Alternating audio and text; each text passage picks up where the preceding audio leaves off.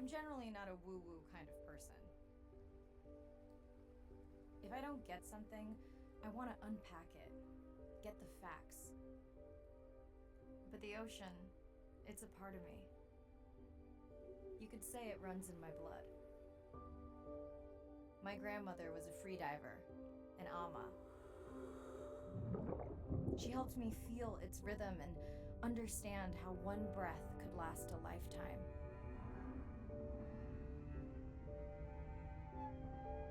We dove so often, the memories all run together.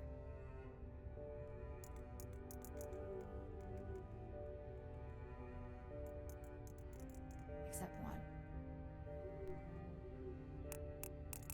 When I wished I could stay down forever.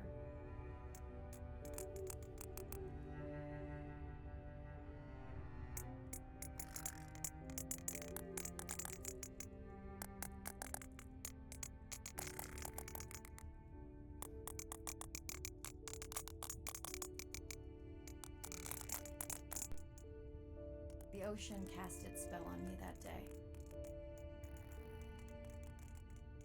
And its mystery still consumes me.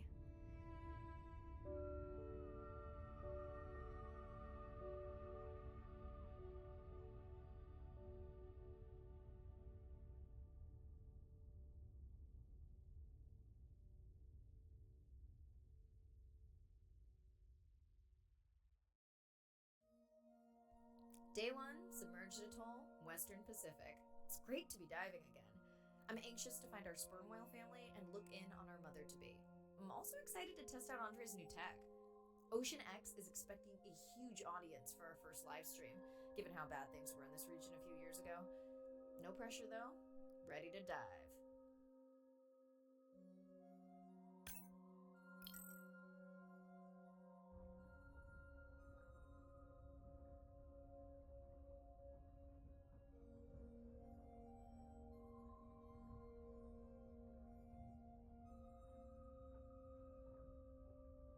I'm in and okay. Hey, Mariah, how's the new suit? Nice. A bit itchy, but I've had worse. How are you breathing? Breathing easy. This rebreather is amazing. Feels like I'm freediving. A genuine compliment. Should have caught that on the live stream. Give me a few minutes. I want it to be amazing, and I'm still getting used to this AR visor.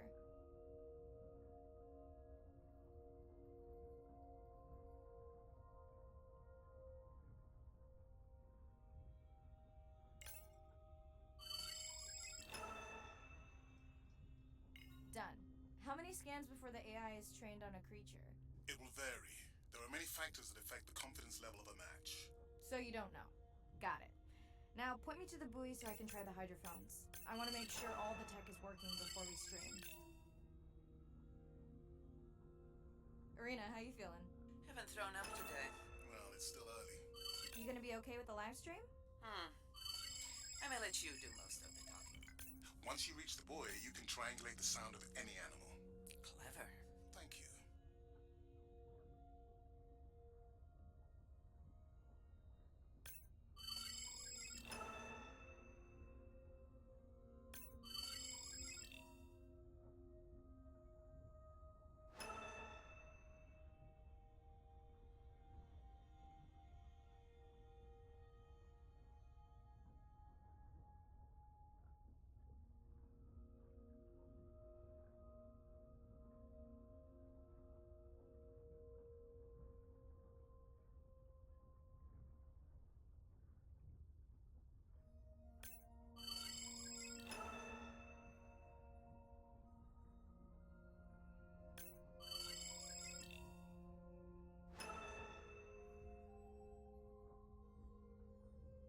That's close enough. You can use your dive watch to control the buoy from there.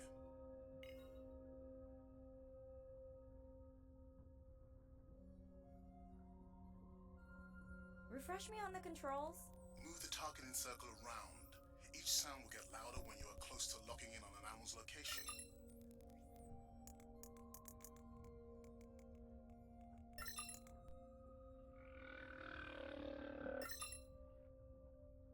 Mariah, if you're okay, I'm going to start the live stream. Let's roll. Welcome to the Ocean X livestream. I'm Dr. Mirai Soto, and I'll be your eyes and ears on this expedition. I'm joined today by two colleagues. Hello, I'm Andre. Hello, everyone. I'm Irina.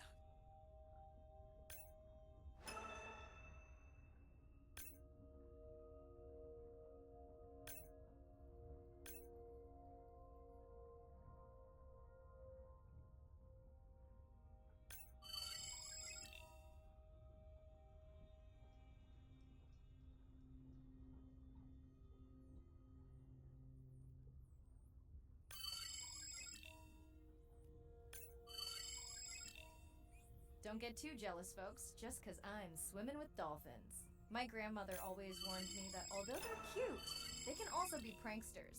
And today, also very noisy. Can your AI parse through all those sounds? Not using this scanner. But I do have a new drone design that should be better at isolating the source of the sounds. Done. And maybe next time I can weigh in before on the number that we need to scan. As I mentioned, the confidence model is complex. You just want to find the whales. Guilty.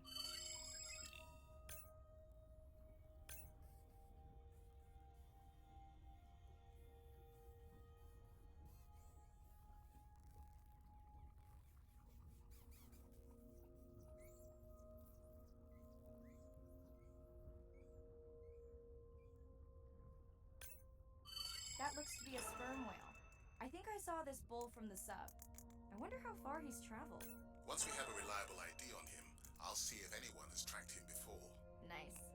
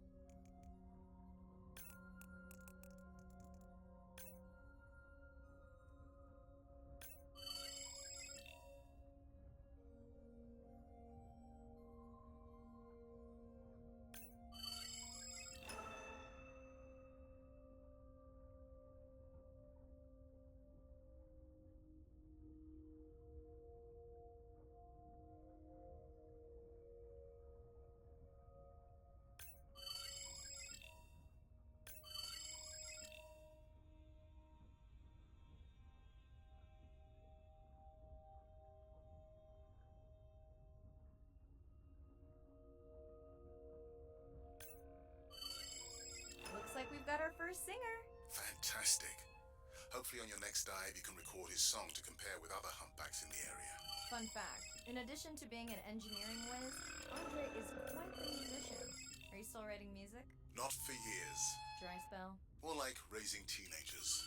Hey, Mariah, I'm seeing alerts on the South Buoy if you want to pull them down. Okay, let's see what mysteries this buoy unlocks.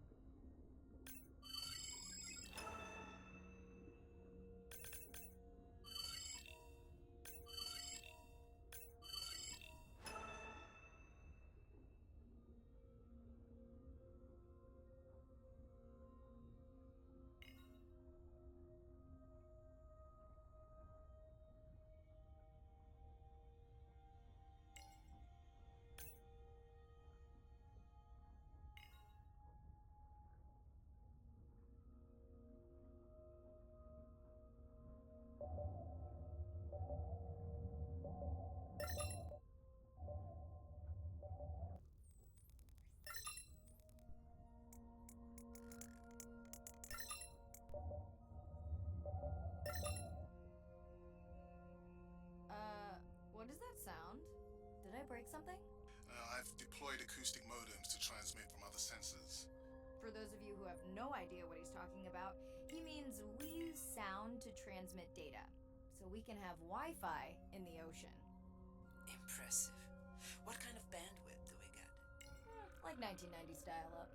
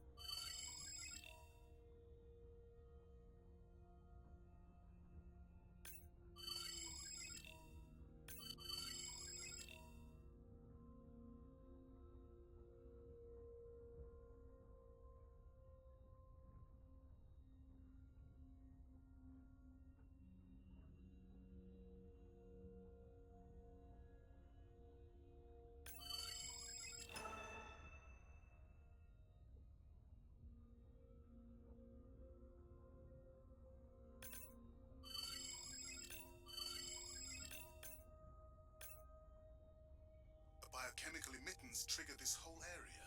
Because of me. Not because of me, but because I configured the sensors to detect stress in the coral population.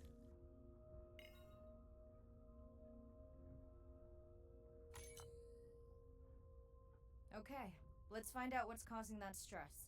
Mirai, please collect biosamples from any of the distressed corals. Happy to oblige. For those watching, these sensors help us understand what leads to resiliency in coral so we can help breed it into other species.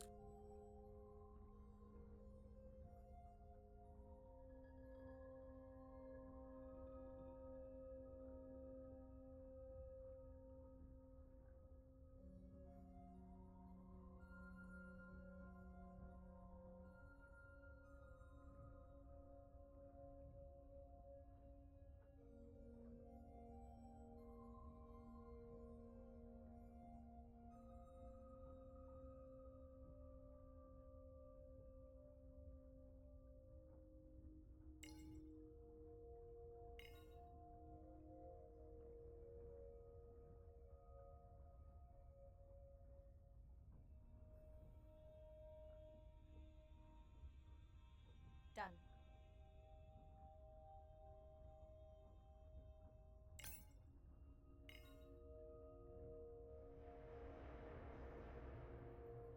Ooh, company.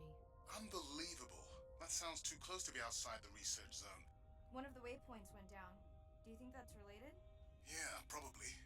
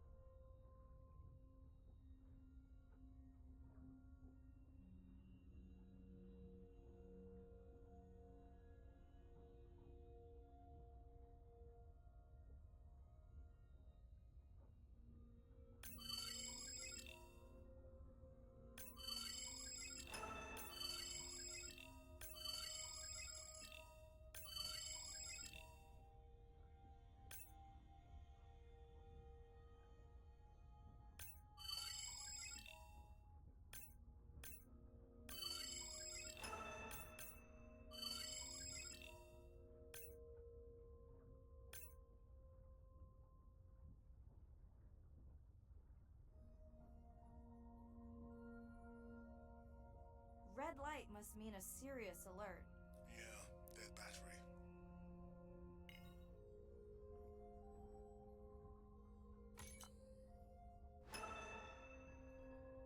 Whoa! Octopus! I think it went in that cave. I'd like to go in that cave.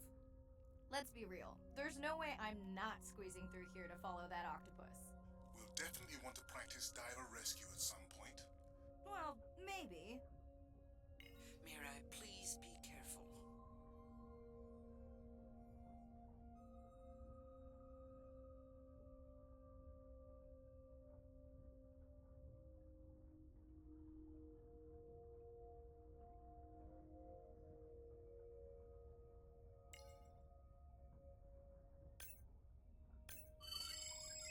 Hey there!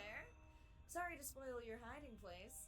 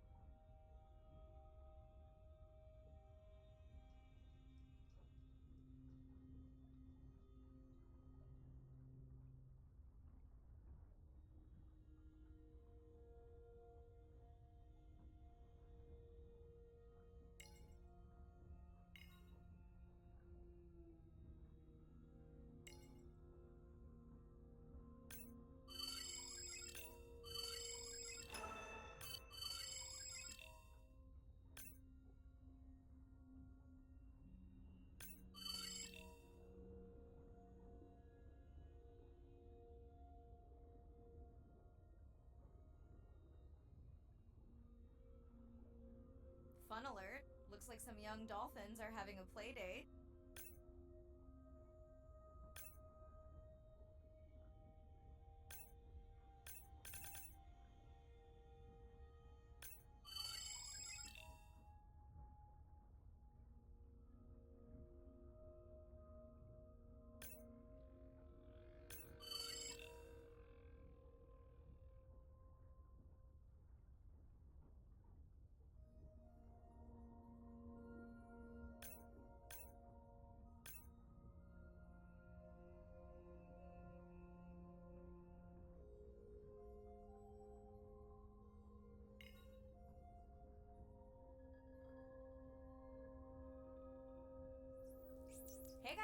I take a turn?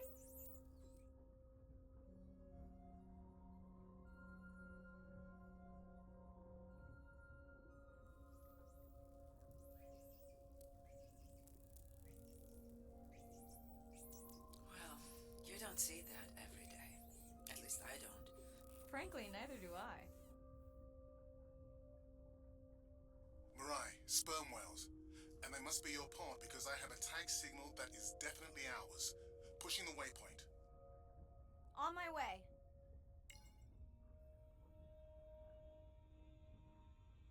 I'm hoping to reconnect with the sperm whale family, whom I have been tracking for years. I'm excited to check in on our mother-to-be.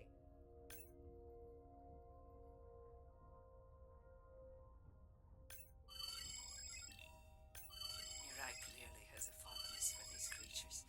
She's fallen silent. Right. Let me finish scanning them all. I still don't see our pregnant mother.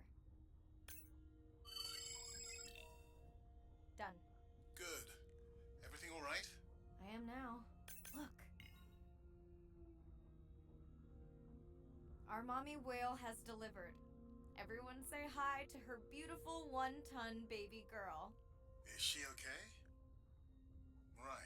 Shh. She's nursing. I just wish all of you could be here for 1 second. Amazing. That is the end of our stream. Like, share, comment. Remember, we need you. All of us down here.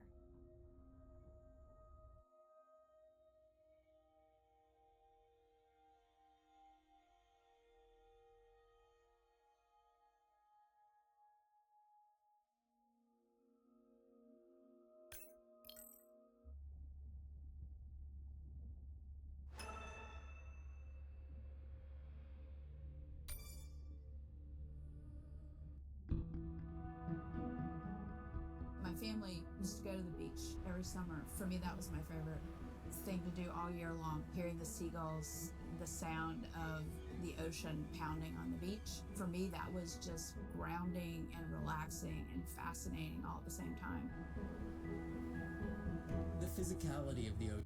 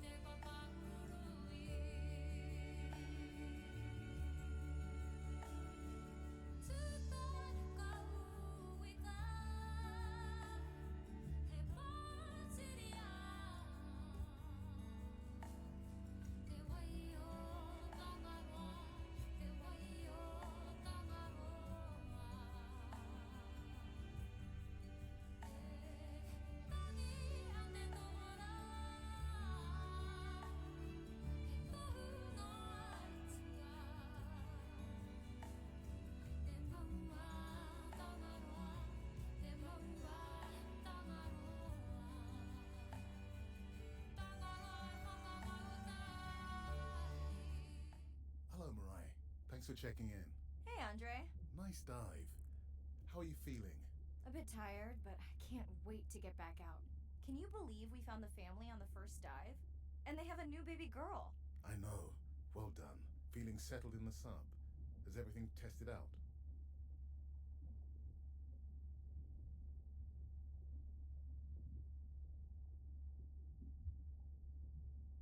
Tess?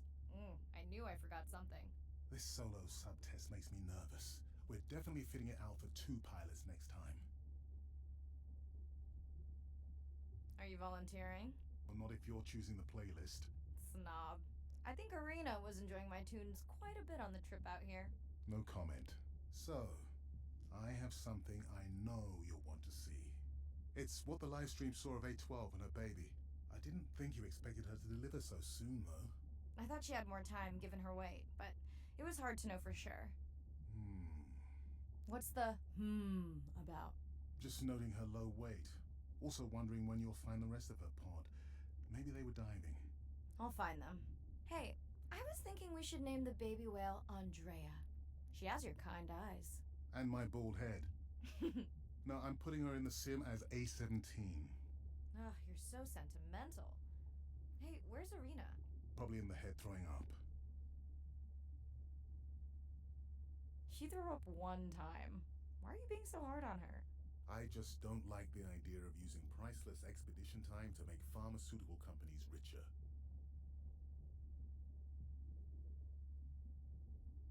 Even if she makes discoveries that save lives. I never questioned her research credentials. Besides, you know that all of her findings here will be open to the public. Is she gonna jump on the chat? She's reading a brief about that deep-sea mining impact study. Okay, I definitely don't have time to get into that with you. I gotta call my sister. No problem. Send Ren my best. I will.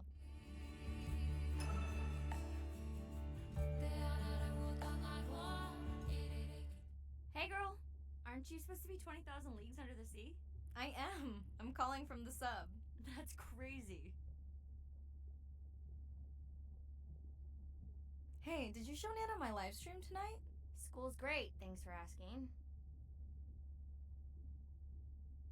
Concert great too? Saw your friend's post. Fish, girls gotta take a break sometime. Hey, check this out. No way. Is that a baby whale? Mm-hmm. And her very, very proud mother. She delivered early. That's some view. You're really living the dream. Thanks. Miss you though. How's Nana? Okay, not a big deal, but I am taking Nana to get tested for a clinical trial. Some new dementia drug. Why didn't you tell me you signed Nana up for a clinical trial? It's just an application. Maybe you should wait until I'm back. Can't. It starts in a week. I gotta go. Say hi to the whales for me.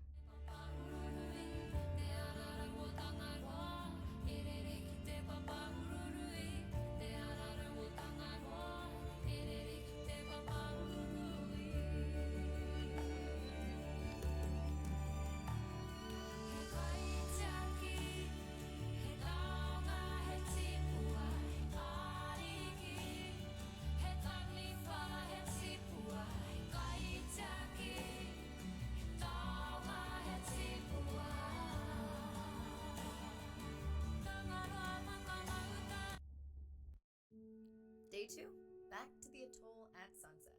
The hydrophone feeds are alive with the sounds of whales. Gonna find me some singers.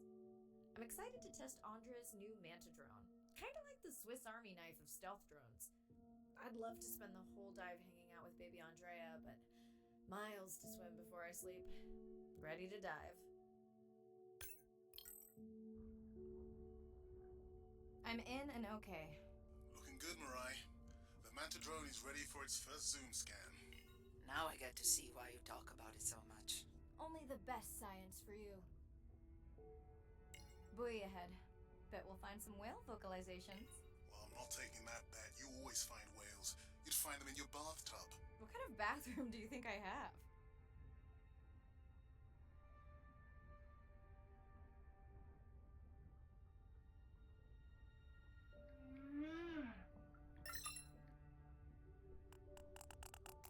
This is a lot of whales.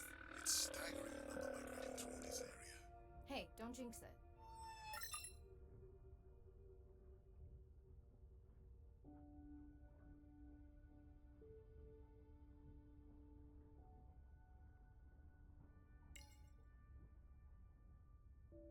It's our sperm whale family again.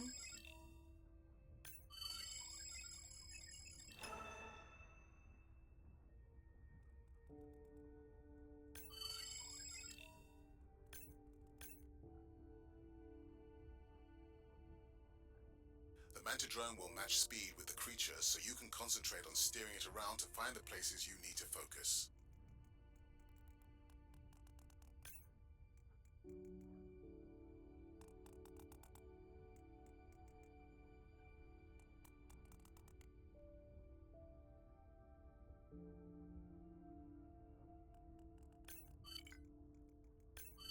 Alright, baby. We won't forget you now. Andre, can the Zoom scan tell how old the baby is? Not with any certainty. Why? Just wondering if she's old enough to hunt by herself.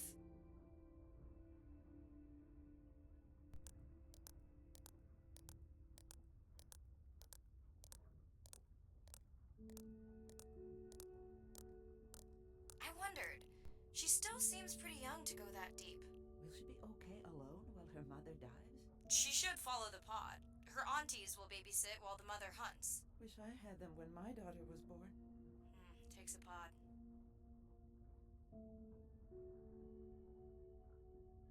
Mirai, why is the baby girl so important to your study? I'm hoping to follow the baby for years to learn from her as she learns from her family, and hopefully to watch her eventually become a mother herself.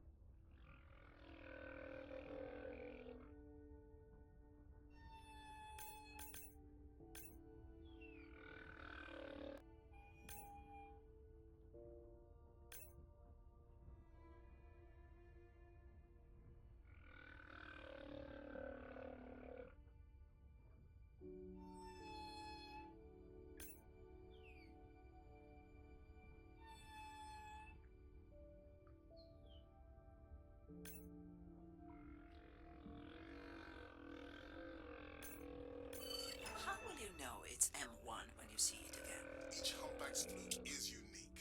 So M1 it is.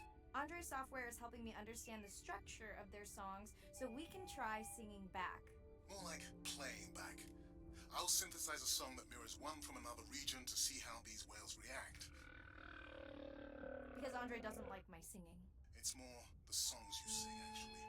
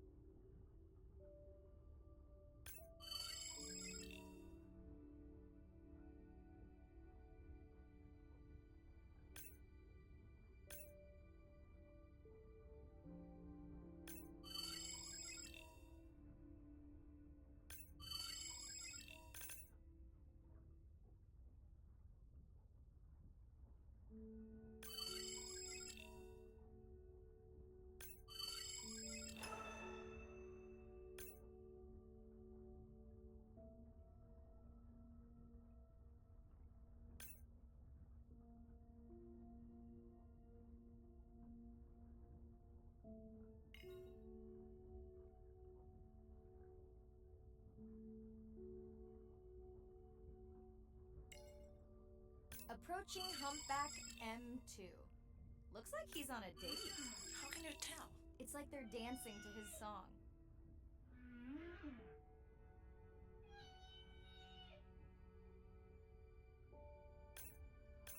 What do you think, Andre? Do you think he can make it as a solo artist? Not without more original material. What? Males from the same region sing nearly identical songs with just enough variation to stand out. Yeah, just like most pop singers. Such a snob.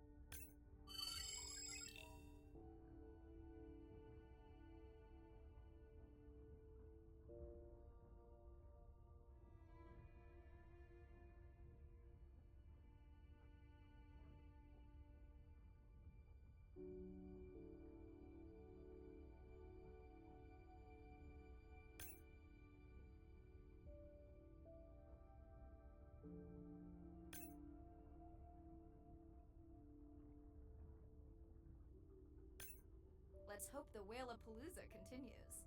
Wonder if they charge admission. Don't worry. Whatever it is, you can take it from my budget. Someone's feeling better today.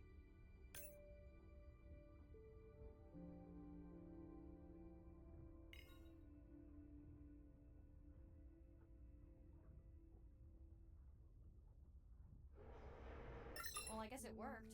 I've got some nasty noise. The same damn sound we heard yesterday. Well, I'll check it out between the whales.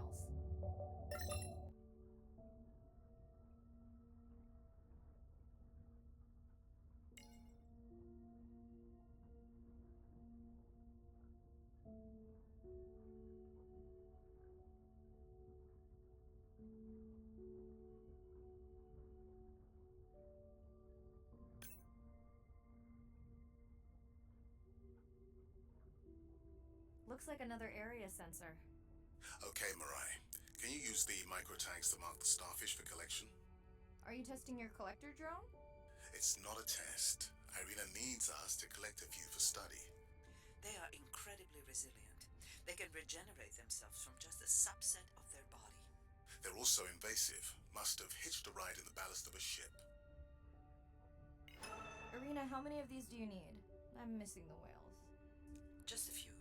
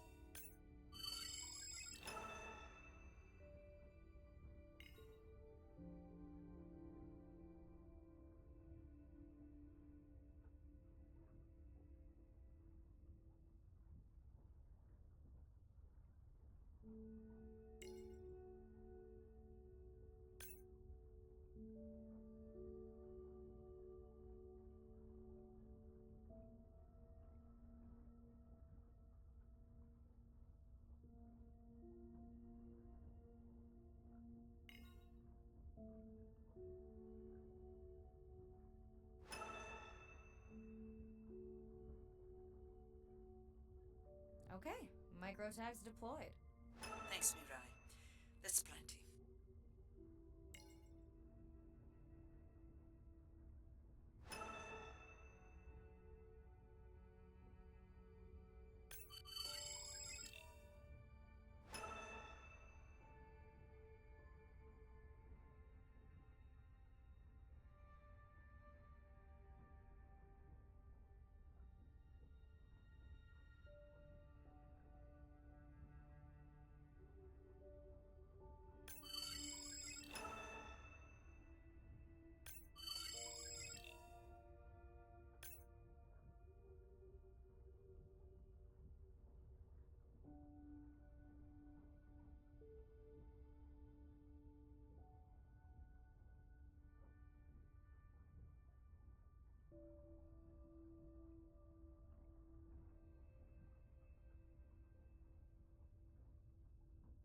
Are you sure this is where you track that noise?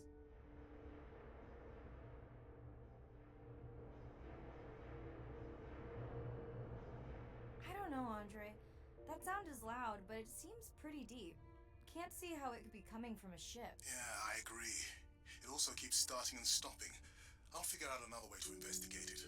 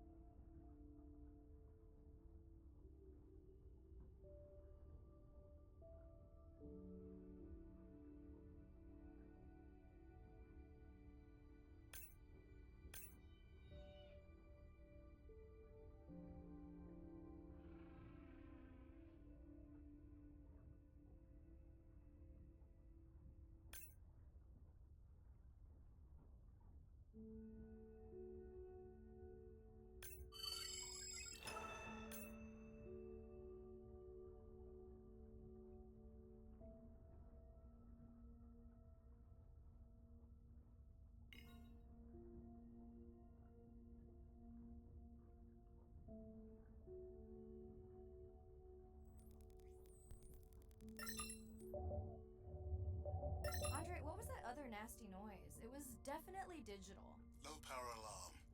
You need to pick up a sensor for servicing. It never occurred to you that a nice ringtone would be far less annoying?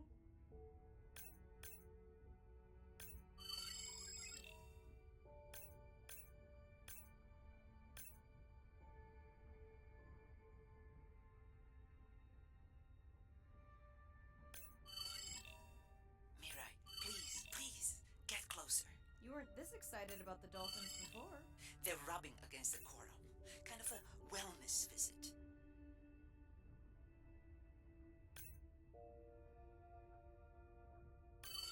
I have colleagues that are studying the antimicrobial properties of these coral.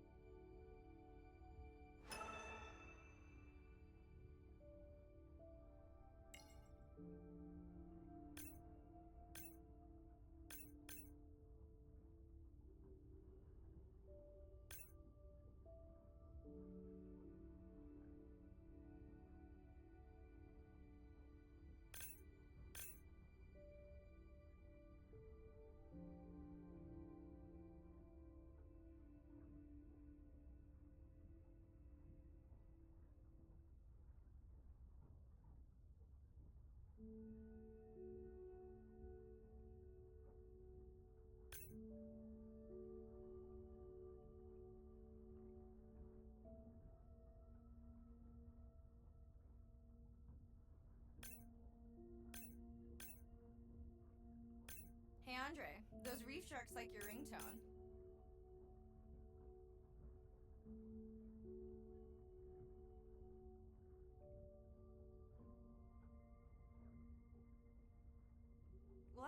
data off that sensor while I'm picking it up? No, it goes to sleep when the power is low to preserve the data.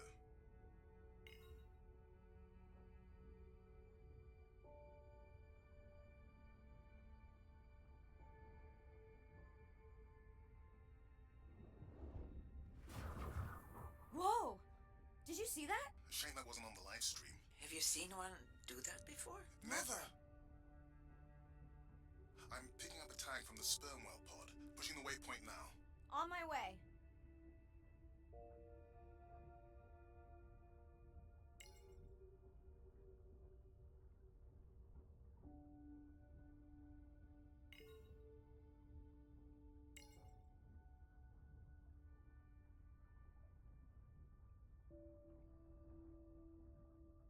Sorry, sharks. Mirai is off the menu.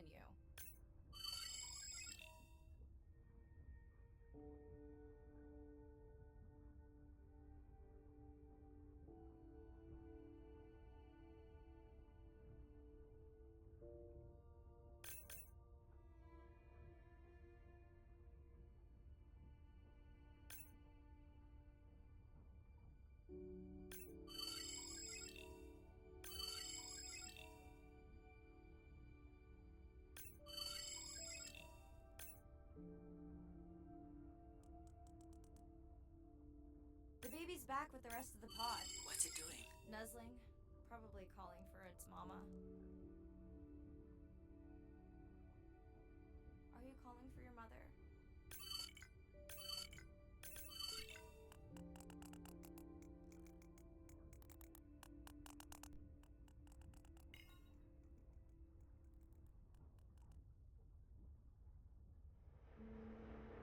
You've got to be kidding me. Yeah, I hear it!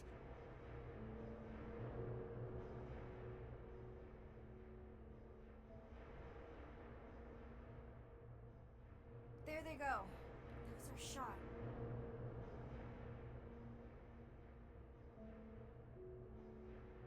Can you send the sub to pick me up? I'm done for now.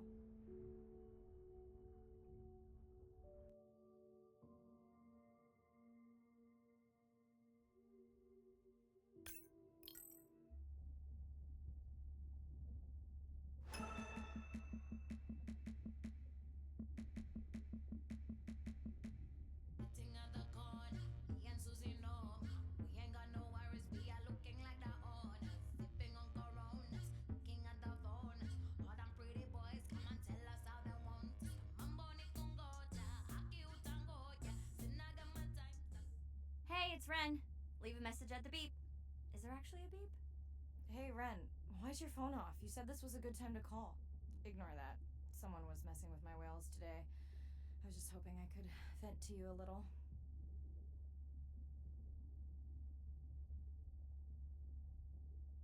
Let me know if there's any update about Nana. Ooh, and we had a whale-a-palooza today. Anyway, give me a call when you can. The whales say hi back.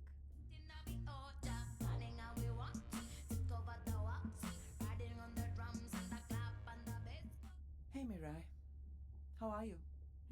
Doing all right. How are you feeling? Any better? A bit. I might finally be getting my sea legs. Next step, diving. One step at a time, Mirai. Okay, but I promise you, it'll change your life. Is Andre with you? No, just me. Andre is analyzing some sound files in the other lab. I think I may have upset him.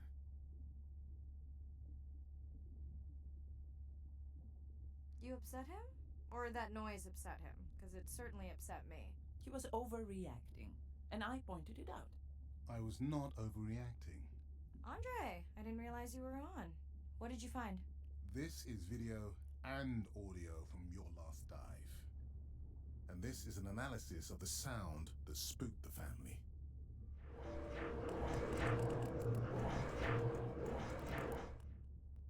And this sound is from the Canadian marine acoustic scientist. I think the findings are pretty clear.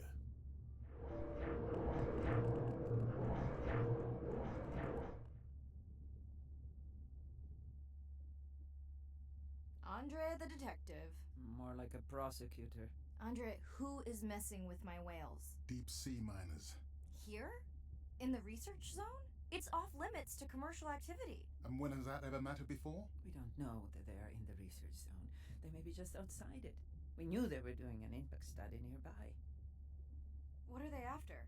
That might give us a clue. They're looking for rare minerals to make solar panels. Could the sound cause trauma to the whales? The acoustic specialist said it might push them to quieter hunting grounds, but was unlikely to cause acoustic trauma. So what's the move? We should use our mapping drone to investigate their activity. And this is where our debate turns into an argument. We need that drone to map the deep sea vents before Mirai dives there. The biochemistry of these vents is the perfect cocktail for creating new life forms. If there is illegal activity there, we have to stop it. Otherwise, there will be no life forms. Why spend our short time here policing rather than researching? Let's be scientists. Mirai, your dive, your call.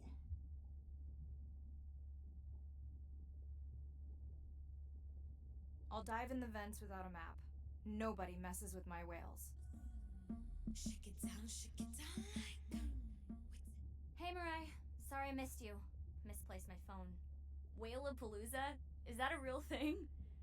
Tell whomever annoyed you I'm coming for them. Hey, nobody messes with our whales. Does your submarine have sonar? Maybe you can find the bad guys with that. No word on Nana's thing yet. Miss you. Wait till you simmer. Shake it down like. Wait till you simmer. If you really know it and you really wanna show it, be the way to go. When grab somebody, move your body, show somebody, be the way to go. All this I know, all this I know, all this I know. Day 5. Open ocean, east of the atoll. I'm ready to play back a coda sound to Andrea to see her response. I'm definitely worried that the family has gotten smaller. Not sure if they were just spooked by that sound or if something else is going on. Staying hopeful. Ready to dive.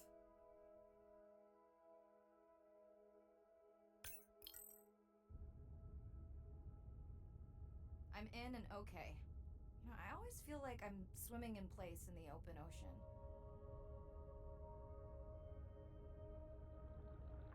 Think the Explorer drones will flag me as biodiverse? You're not what they're looking for. That's what everyone says.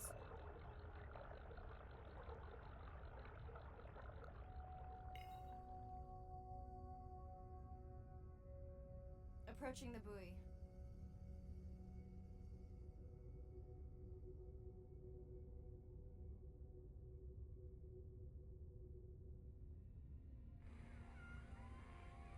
Hey, a newcomer. That song sounds familiar. Now to get there before the noise from Andrea's miner friends scares them all away. You want to raise my blood pressure?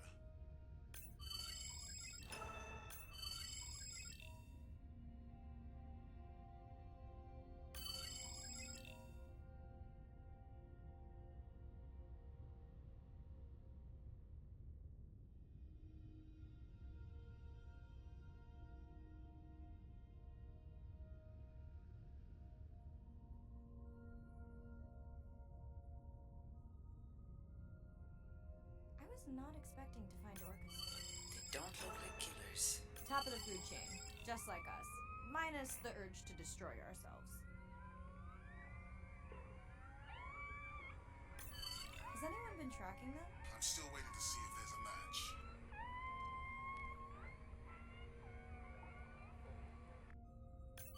Hello to you too.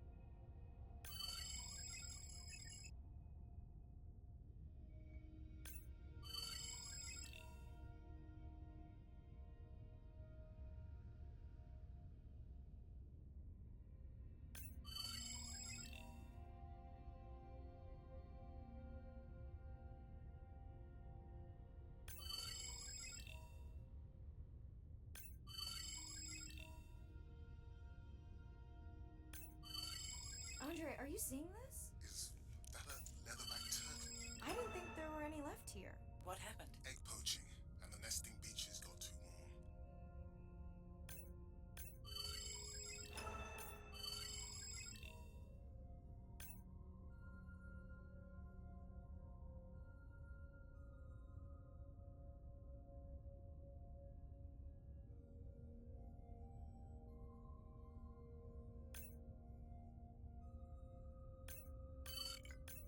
Biosample acquired. Do you think your turtles are making a comeback? Well, I wish I could be optimistic.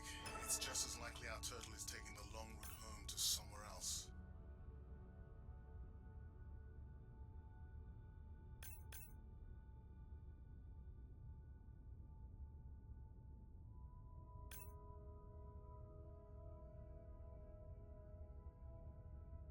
Okay, group survey. New or a repeat?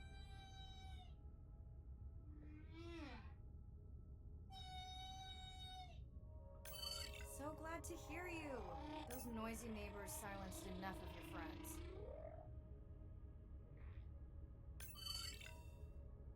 New whale! We'll designate this one M4, because why mess with a good thing? The sounds don't sound like the prior songs. These are more social sounds.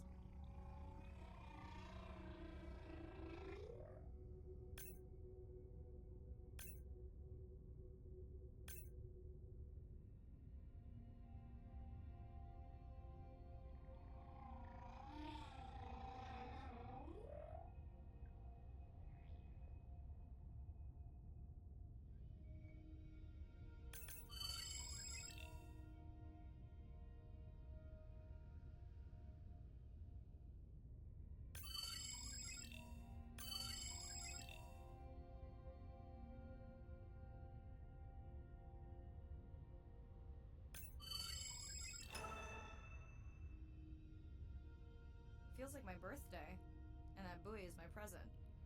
Hope it's better than my last birthday. Dare I ask? My sister got me jeans that were mine for about a week before they wandered off, never to be seen again. A mystery, I tell you. Did you not charge any of these batteries before you put the sensor in? It's not a battery alarm, it's the drone.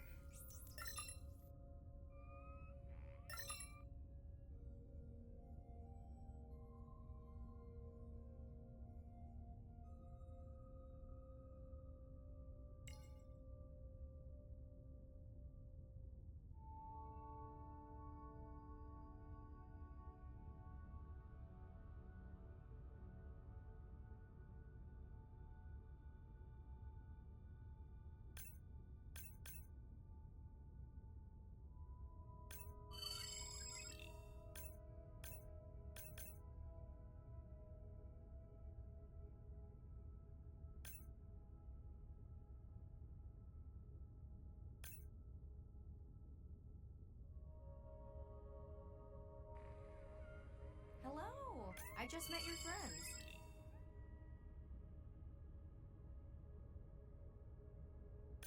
We sure no one's tracking them?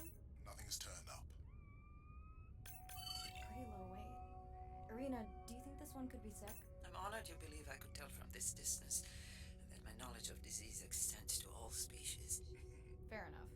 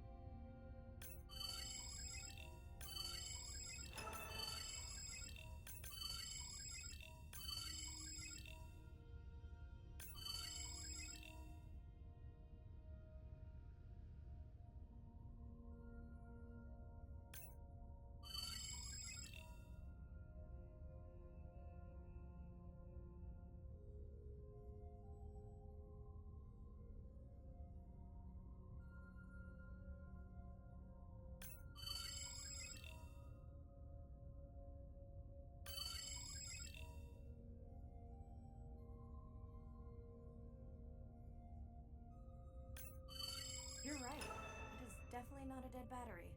Unless we're using whale sharks as batteries now. There's already a tag on it. Then scan the tag. Sure, like that was obvious. I'm leaving another tag.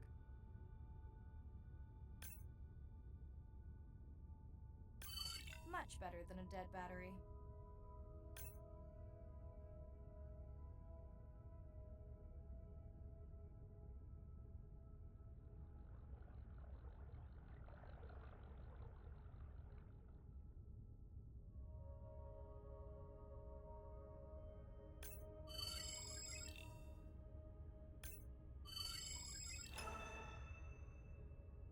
Dolphins. Always showing off. Hey, Andre, can you make your manta drone do synchronized swimming? Guess we'll see.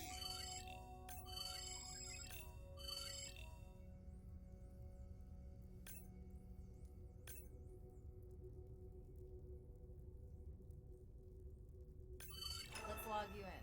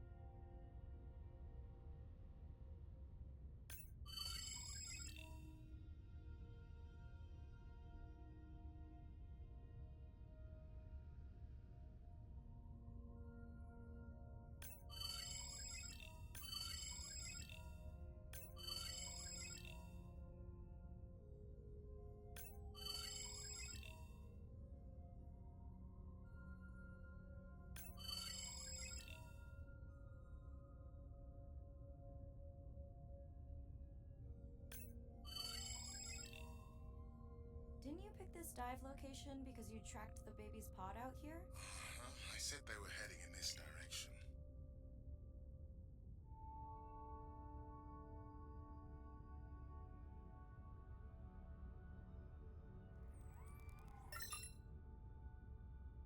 Andre, the buoy is glitching. I don't know what range you've set, but I think I'm hearing all the animals in the Pacific. Yeah. Too many sound signals for the software to keep up. I don't know what kind of party I'm crashing, but pretty sure I'm gonna love it.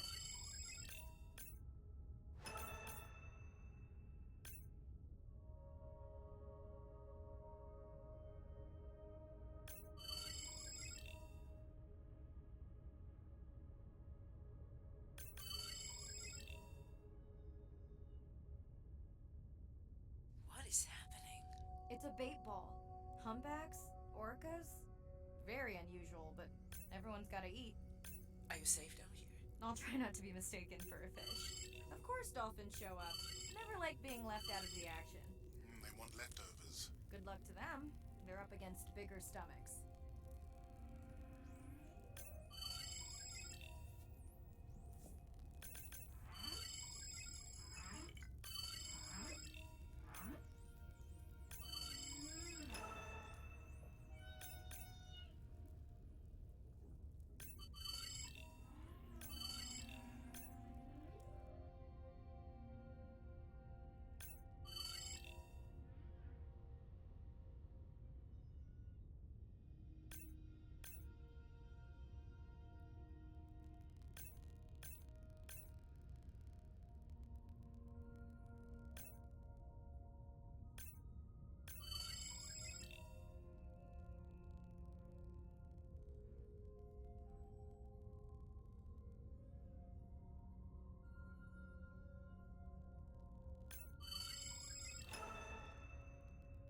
Here they are. You were right, Andre. I guess I didn't just swim across the Pacific for nothing.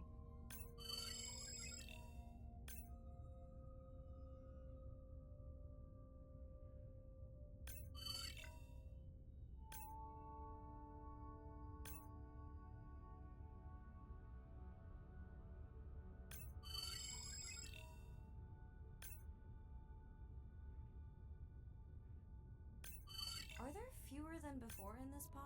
Or am I just getting faster at tagging? No, definitely fewer. But maybe the others are hunting. No, don't leave me.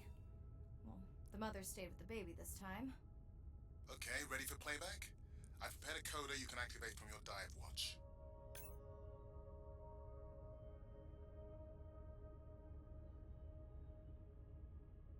Okay, first attempt to speak whale. Hopefully I won't offend her.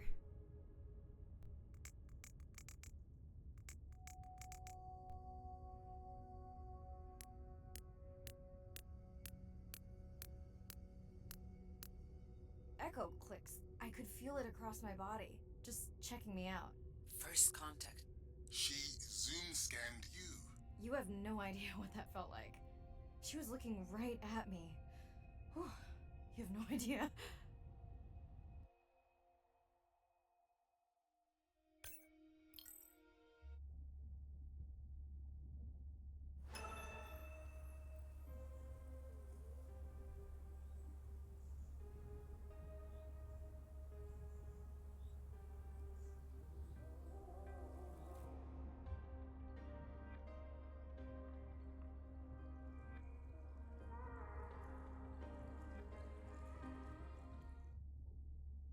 Bad news. The drone we had tracking that intrusive noise, it's gone. Lost contact hours ago. I'll keep monitoring the hydrophones for that noise, but as of now, unless the drone resurfaces, that's all we've got.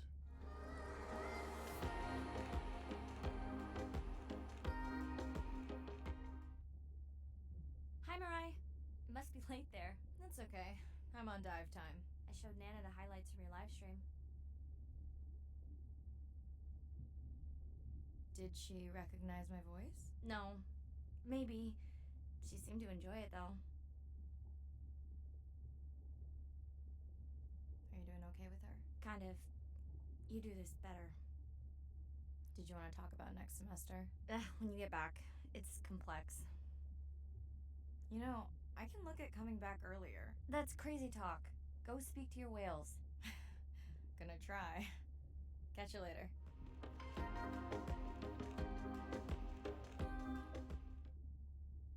Hey, Mirai. I assume you've heard that Andrea lost a drone. Yeah, bad break. Did we get any usable data from the drone before it went missing? You'll have to ask Andrea. He hasn't given me an update. I think he's upset that I suggested we'd still have the drone if we used it for its original purpose. It's crazy that we only have one mapping drone. If this were a space mission, we would probably have 100. You sound a little frustrated. Is that with Andre or the drone situation? Both. Yeah, his passion can sometimes be overwhelming.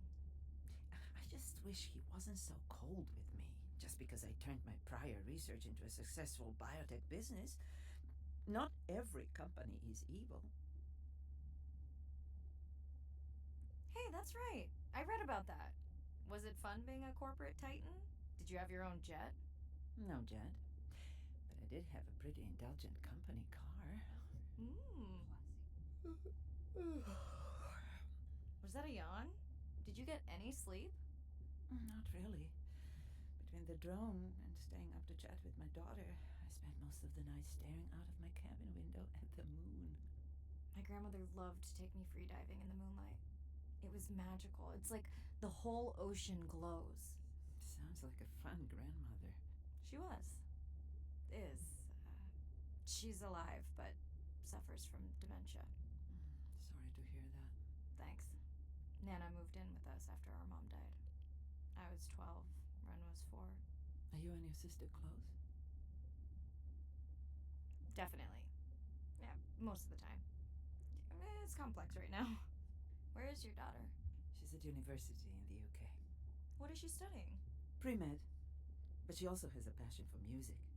She has been playing in the same indie band for years. What's her music like? Hard to describe. I'm sure Sophie would love for you to check it out. I'll send you her latest single. Ooh. Isn't your sister also at university? My sister, took a break for a few years. But she's back now. There's a story there. Not my business. It's just hard sometimes for me not to want to take the wheel when I see her swerving. Does she want your help? I push her to do better, but honestly, I think that just pushes her away. You sound like me talking about my daughter. Yeah, complex. People are messy. That's why I study whales. Speaking of which, I better get prepped for our next dive. Yeah. Catch you later. Yes, of course.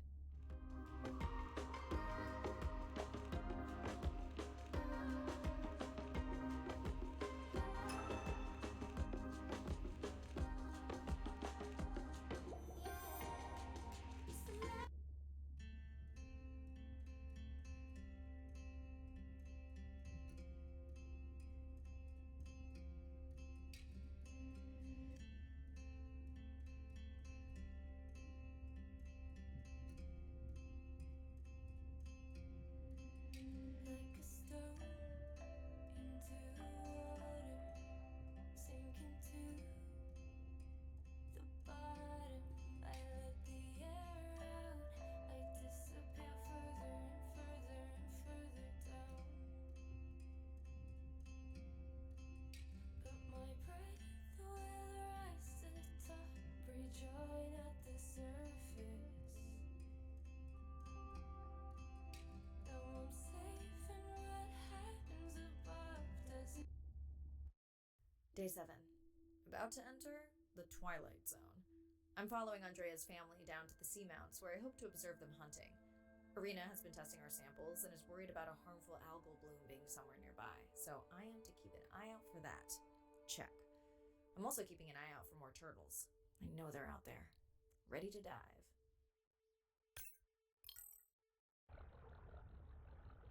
I'm in and okay. And we're streaming. Hello, everyone. Welcome, or welcome back.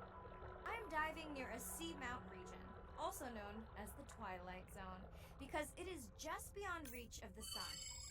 And I'll be taking some questions live, so be nice. We'll also be testing a playback system to interact with whales.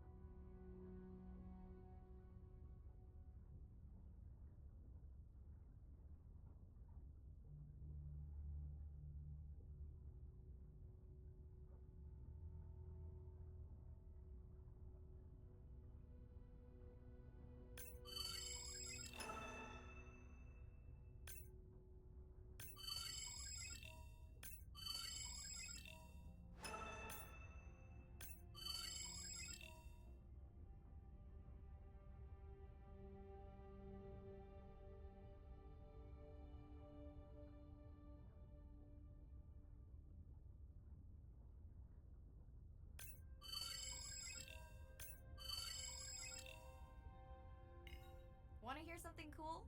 So do I. I'm hoping that buoy can send a little message to our humpback friends. That's right. Andre is going to serenade some humpbacks. Well, not me, but using a song I generated from other recordings.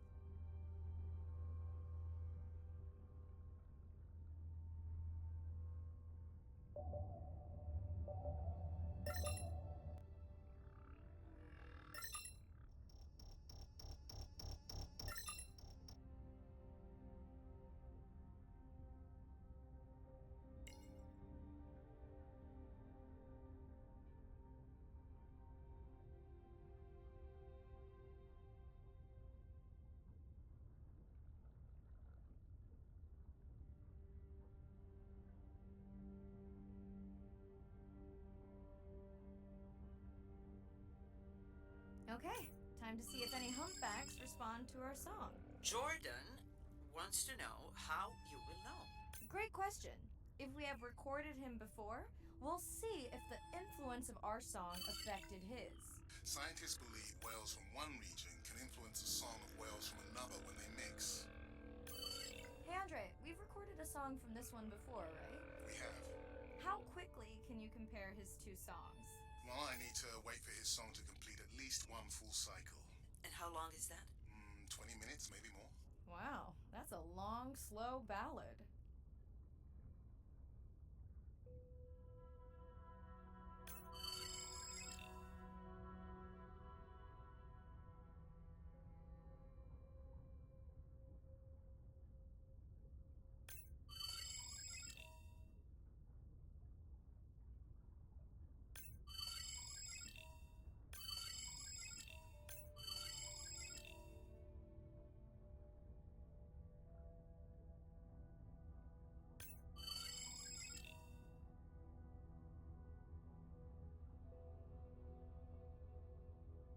Dana squid. It looks like they're hunting... Lanternfish. Well called, Arena. We'll make you a sea witch yet. I'm sorry, what? Let's scan a few to pick up their hunting behavior. Here goes. Scott from Denver wants to know if they eat each other. Some do. I think this one was upset he missed out on his prey.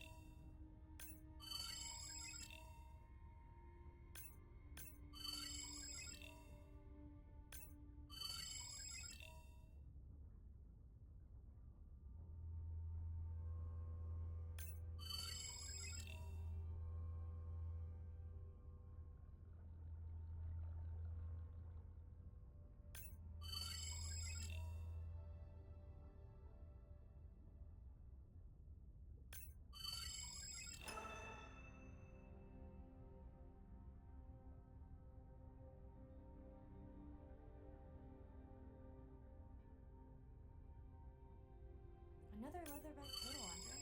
And feasting on some moon jellies. That is odd. Is that the same one we saw before? It looks bigger, but let me zoom scan it to be sure.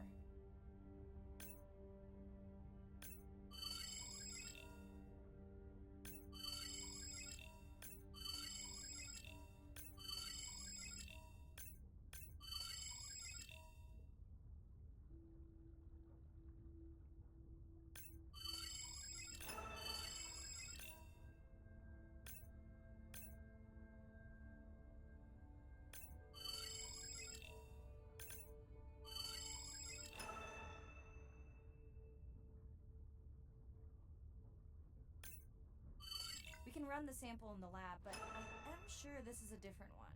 Do they typically travel together? Wouldn't it be surprising to find two this far off course? Yes, it would be. And yet, here they are. Welcome back, turtles. Enjoy your beautiful moon jellies. Moon jellies are beautiful. There is a decent chance this jelly will regenerate itself. Do tell. In fact, a few species of jellyfish are technically immortal. They can revert from being full grown to their younger state and essentially start their life cycle over. Thank you, Arena, who will make us all immortal one day.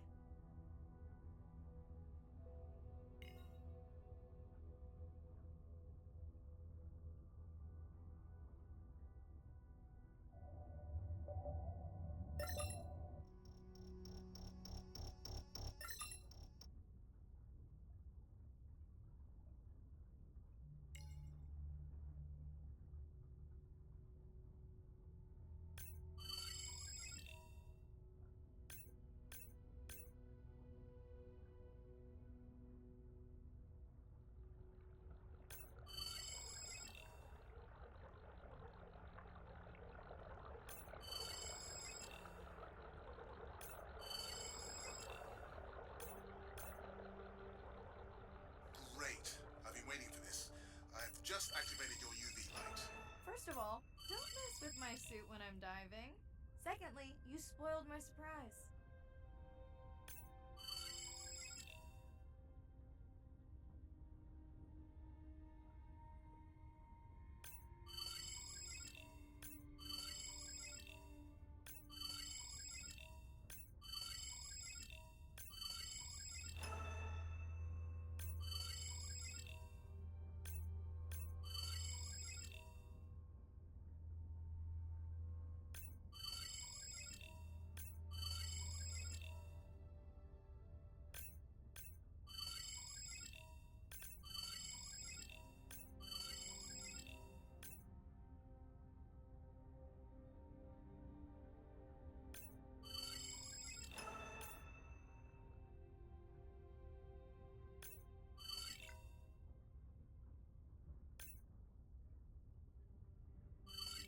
Swell sharks have developed biofluorescence to communicate with each other. Their eyes have special adaptations for the UV light. Now you can see what a swell shark sees. That's what I'm talking about.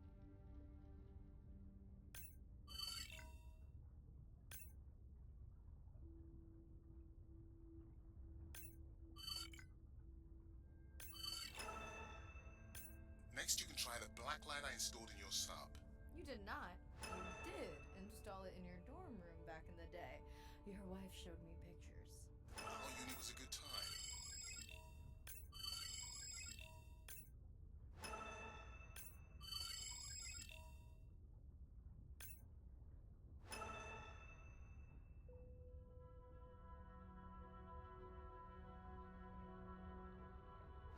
What am I looking for here? Oh, one of our sperm whale tags must have fallen off. Andre, you really need better glue for these. I don't use glue.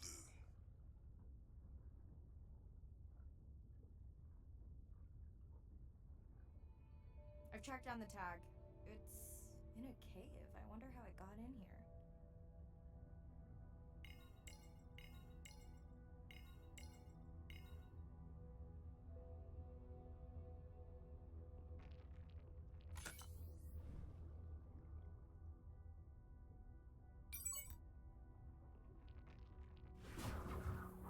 Oh!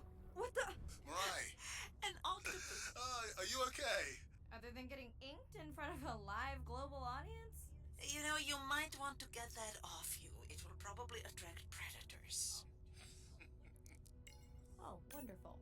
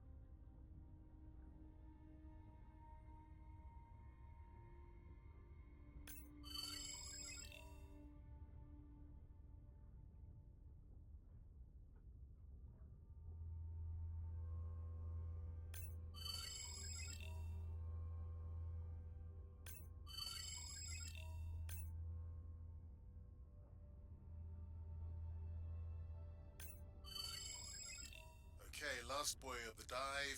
How are you feeling? Chances of suit holding out until the end of the dive? Good. Hope of seeing if our humpback song had any effect? Well, You know this, but for the viewers, science is not magic. It takes patience. I'd like to believe in a little magic.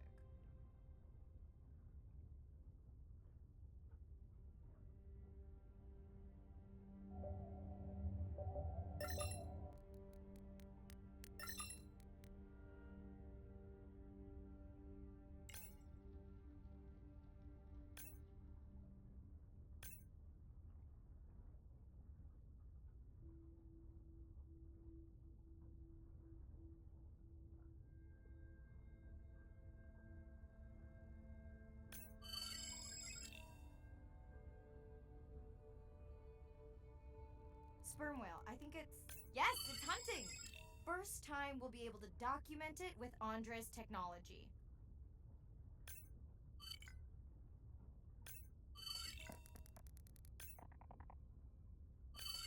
Come on, come on. And then the buzz. I got it! Raj from Mumbai wants to know, what's the buzz? I think he was making a joke. Got it. But what is the buzz? How is it used? We're not entirely sure, but definitely associated with being close to prey. This is just a warm-up. The real fun will come in the deep.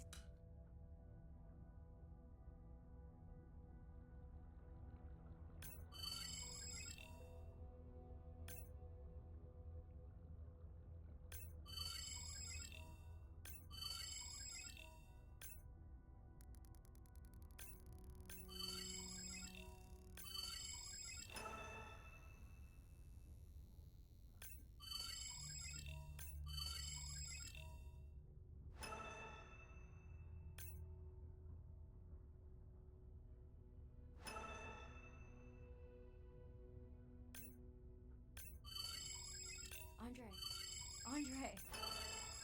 Well, there's no way these little ones are thousands of miles off course. Right, Andre? Give him a minute. Right. Let's scan a few of these to get their gender.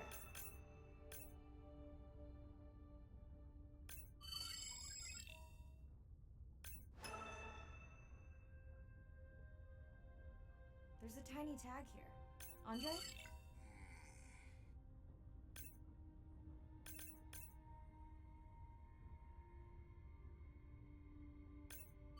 Chen from Shanghai wants to know why you care about their gender.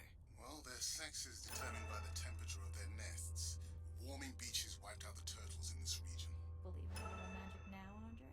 I may just start, but let me check on that tag first.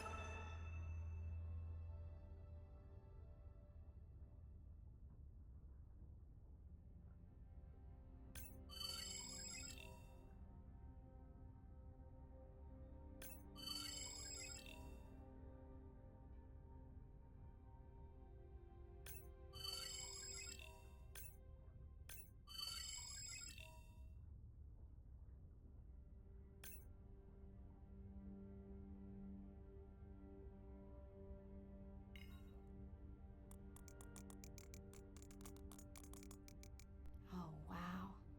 Glad we didn't miss this. Beautiful. Yeah, they must have been hunting down past the rift. I think we found our spot for our first deep dive. Mirai, check out that one closest to you. What's that on its skin? Not sure I can catch them. They're headed to the surface. Might just be a scrape from a ship strike. Yeah, let's hope that's all it is.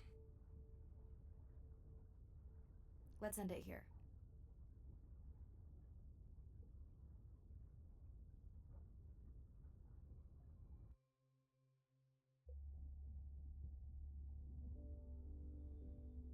I know it seems like Andre worries about everything. But I really understand where that comes from.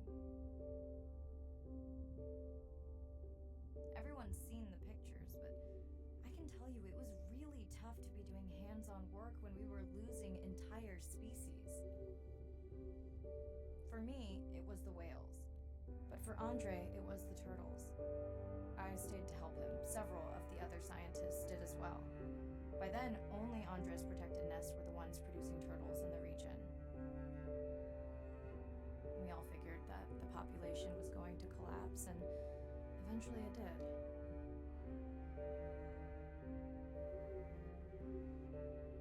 But seeing this large man spend day after day carrying tiny turtles from the nest to the water, it inspired us to stay.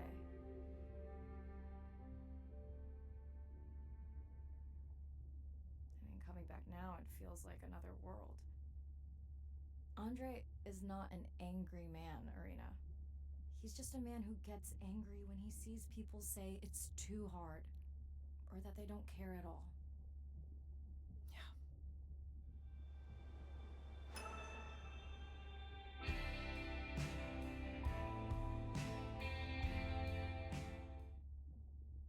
Hi, Mirai. Sorry to miss the post-dive brief. I've been listening to our humpback recordings for hours and got myself in a kind of funk. Actually, I started listening to the humpbacks and then switched to Miles Davis. Anyway, I don't see any clear sign that our playback influenced any of the other whales yet, but I just know we're on the right track. I'm sorry to be in such a mood. Don't know what to make of those turtles or what's going on with our sperm whale family. Right. Catch you in a bit.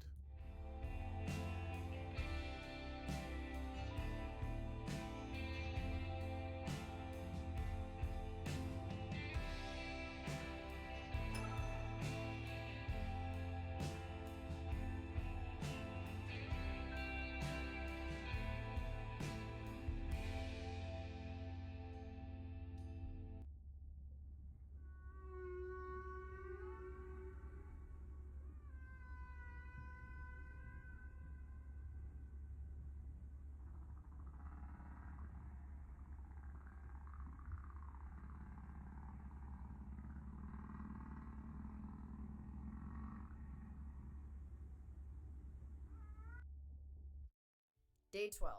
spent the last 5 days on an endless series of depth tests of Andre's deep diving suit. Guess he doesn't want me to implode on the live stream. I do hope it's giant squid proof, though. The mapping drone located a brine pool near where Andrea's family has been hunting. That is, before I went AWOL. Ready to dive.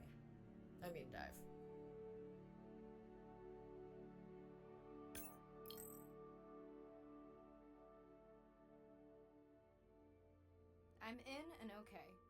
You sure I can't talk you into another test dive at this depth before we stream? Enough test dives. It's not like I'm doing a spacewalk. Well, with this suit, you probably could. Are we gonna talk about suit crush depth again? I think we can probably roll. Starting live stream. Welcome back, ocean friends. Tonight, I am deep. Midnight zone, no light from the surface deep. Tonight, we're using Andre's lure drone to mimic the Atolla jellyfish to lure large predators like the giant squid. It's certainly not all my tech. I'm building on years of prior research. Don't forget our mission to the brine pools. Oh yes, Arena will fill you in on that later.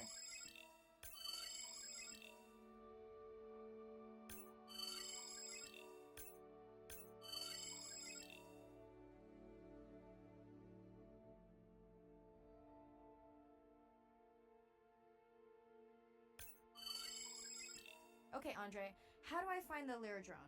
Look for blinking red lights in the water column.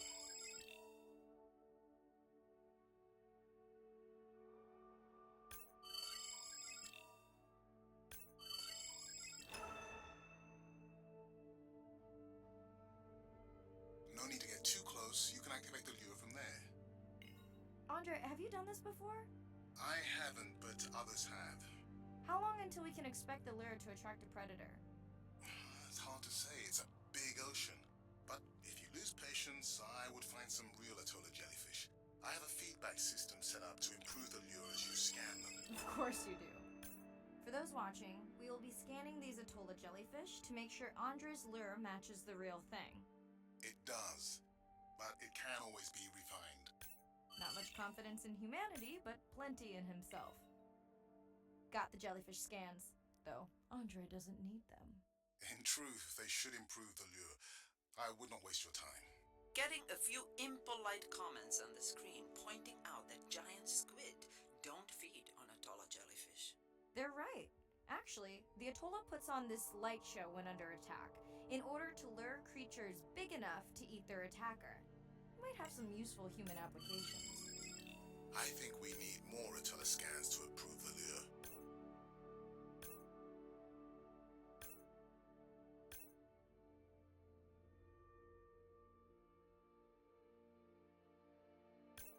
Okay.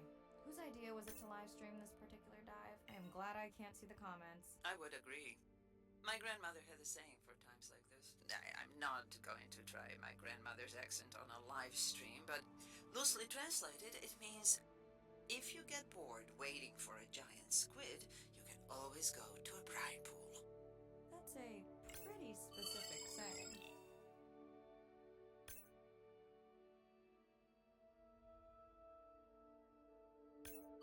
I noticed that these atollas were already making their blue alarm before you swam close.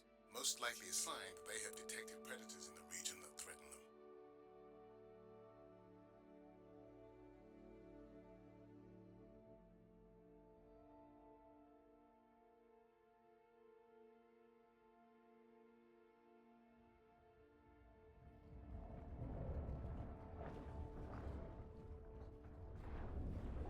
That gave me a chill.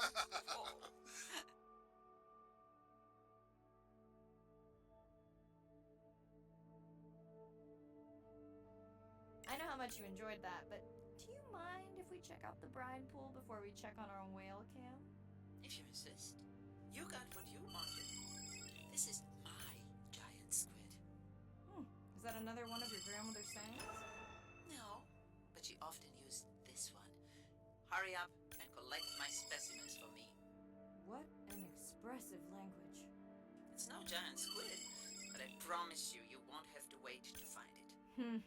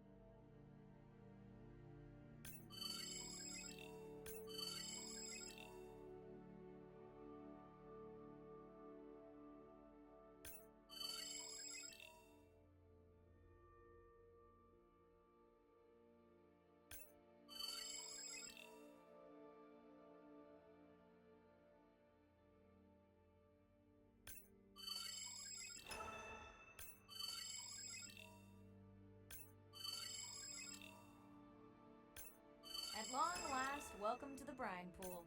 I know it's really a salt lake under the ocean, but it looks more like a witch's brew. I have been teasing Arena, but a brine pool is a diverse microenvironment within the ocean. It has its own ecosystem. And each one is unique.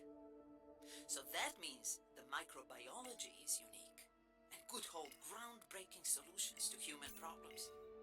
Each time I take new samples into a lab here on this ship, it's this magical discovery moment where I tingle all over.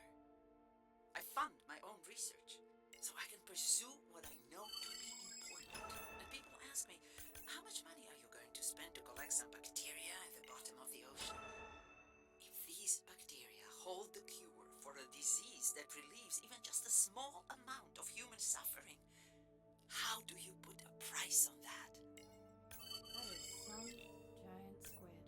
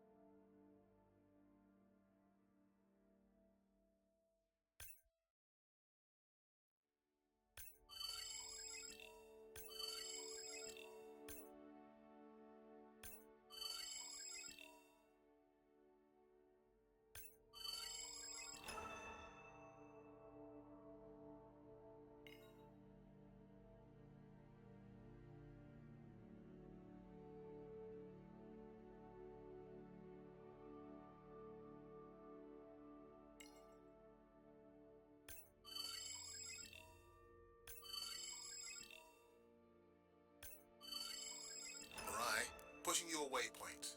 Sperm whales are back on the hunt.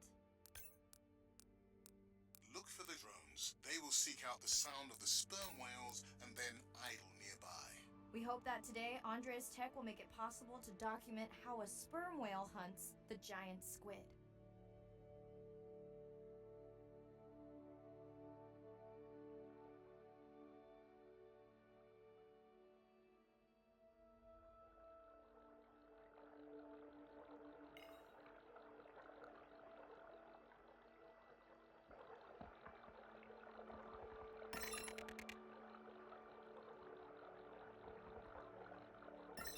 Let's go tag some sperm whales so we can eavesdrop on their hunting. One of our viewers wants to know if there is a problem with the link since the waypoints keep appearing and disappearing. No problem.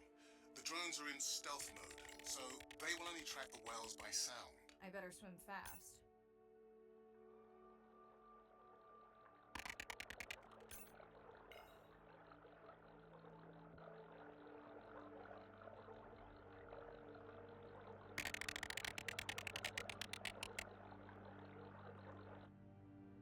We'll keep good watch over you.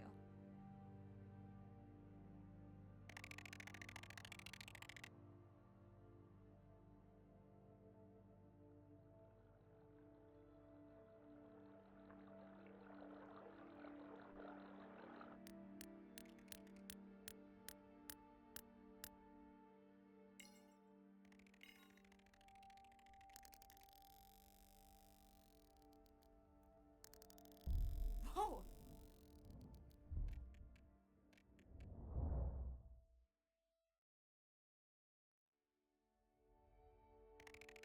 What just happened? I think the squid knocked the camera right off. I had that camera feed in full screen on my visor, and for a second I thought it was lights out for me. Sounds like a good time for the sub to pick you up. Live stream out.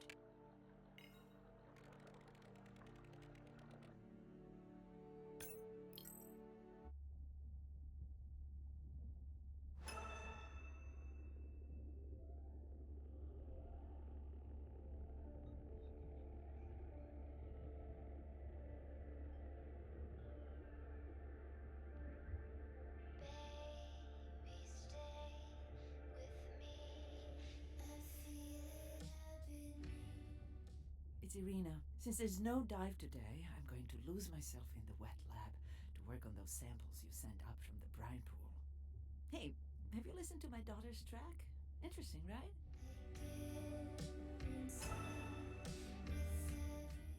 Mirai, remember the tag we found on the turtles? I put it out on the network and I got the strangest message back. I'm going to take a tender to a small island nearby and check it out. I'll explain everything later. Still no mapping drone, by the way.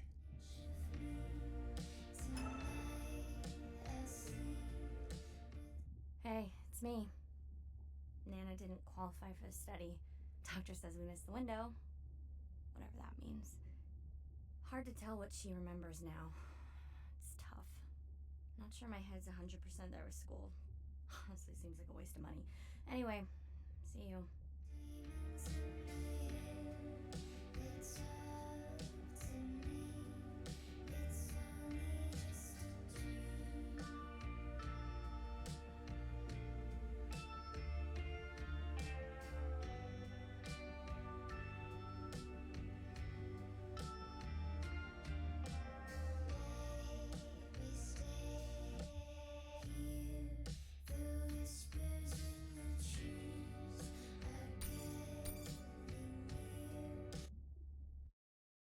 Day 13. We're in the vents region without a map because of the lost drone. Diving blind, but I know these vents are important to Arena. We tracked a tag from our whale family here. I'm hoping it just fell off, as this would be an unusual place for a whale to be. Andre has the dive suit in safe mode, so I'll have restricted range. Head south to find the clearing for the sub pickup. Check. Ready to dive.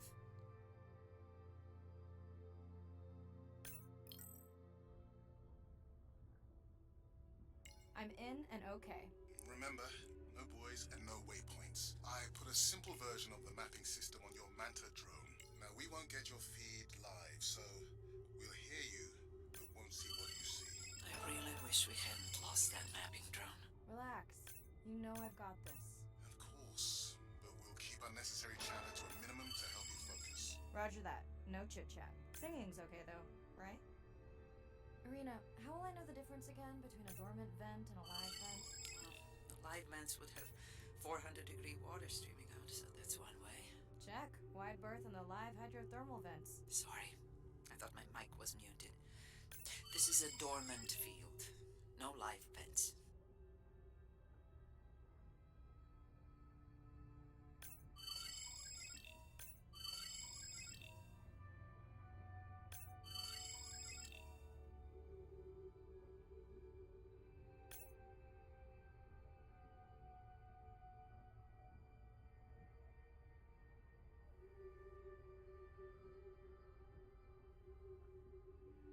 Neither of you are gonna believe this.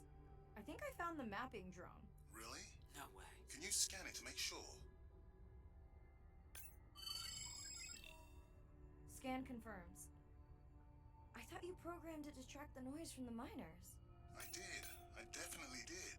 Maybe you never committed the change. You were pretty exhausted that night. Maybe.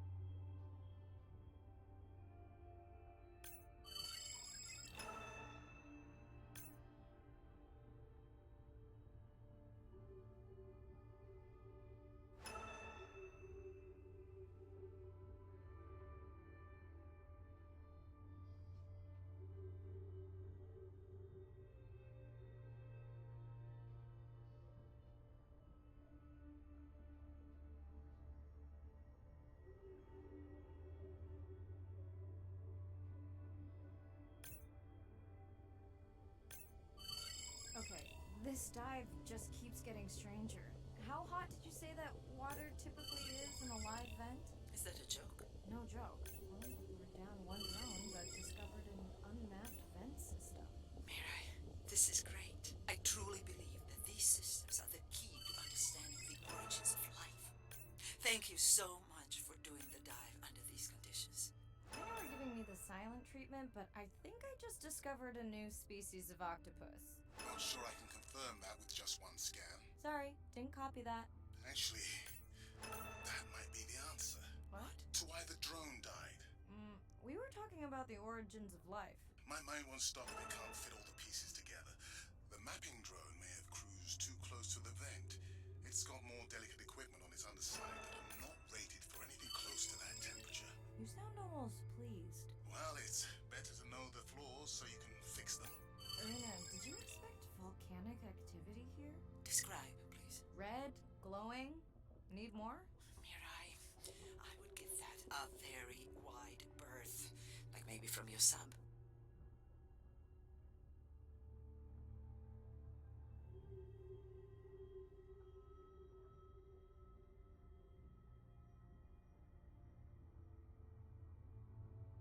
Are you kidding me? Describe, please. I can't. I mean, I don't want to. Mirai, you're making me uneasy. Seriously, we'll look at it together when I'm done with the dive.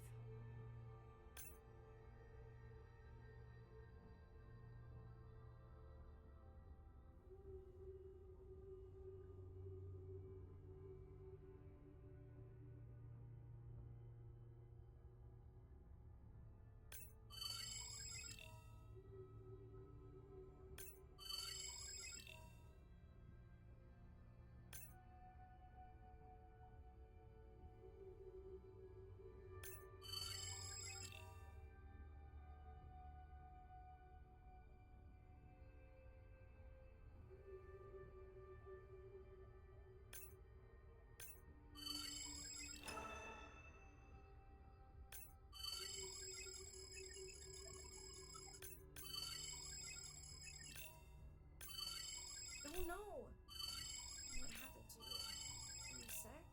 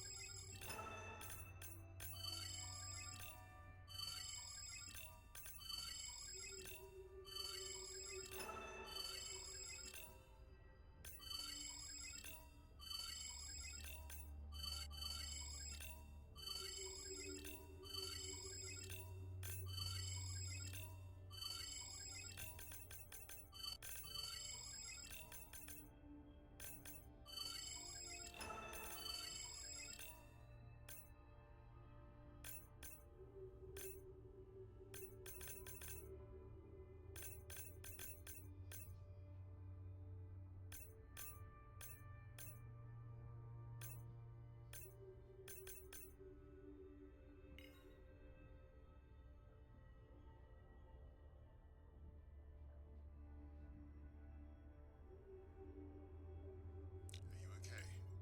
Just getting a few last scans.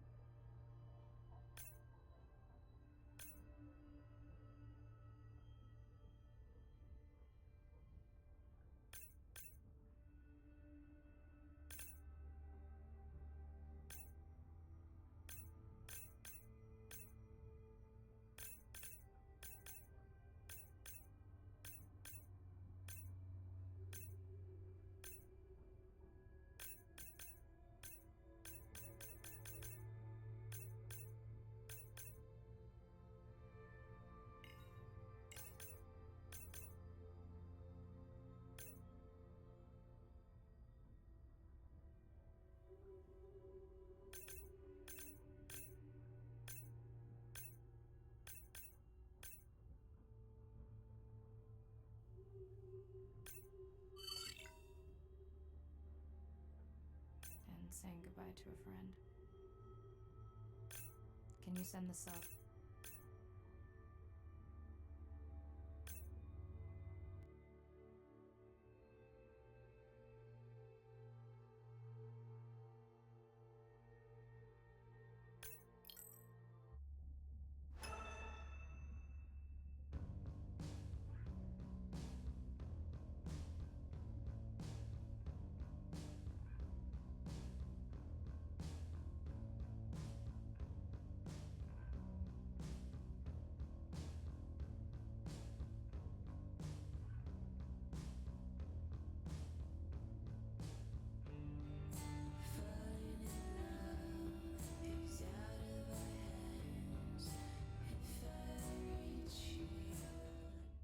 We watched the video log from your dive. I'm truly heartsick. I'm furious. Where should we start?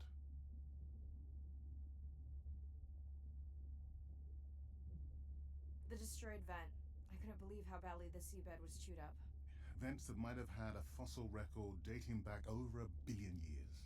And microbial life that doesn't exist anywhere else on the planet. Who knows what cures we've lost.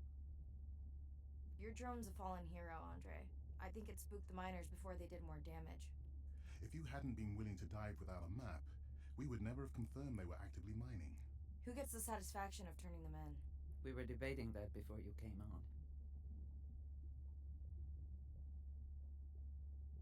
I vote for Andre, in honor of his fallen drone. Agreed. Now tell us about the whale fall. Could you ID the whale? The whale fall was definitely from the baby's family. The tail fluke was intact enough to scan it. But you're sure it wasn't the mother? It wasn't the mother. The ID matched another whale we know from her family.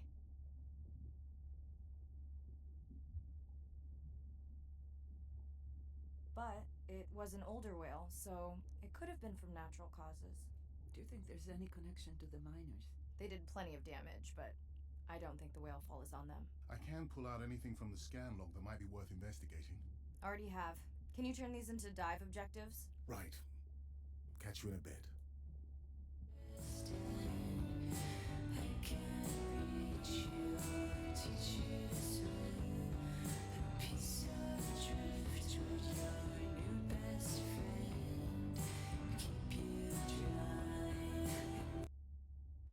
Day 14. Arena's analysis of the whale fall shows evidence of toxins from a harmful algal bloom. We have to find Andrea and her family and get biosamples. On a positive note, Andrea's side trip was a success. He found an amazing group of teens who have been nurturing the turtle population back to health. Running out of dive time, especially if I go home early. Ready to dive.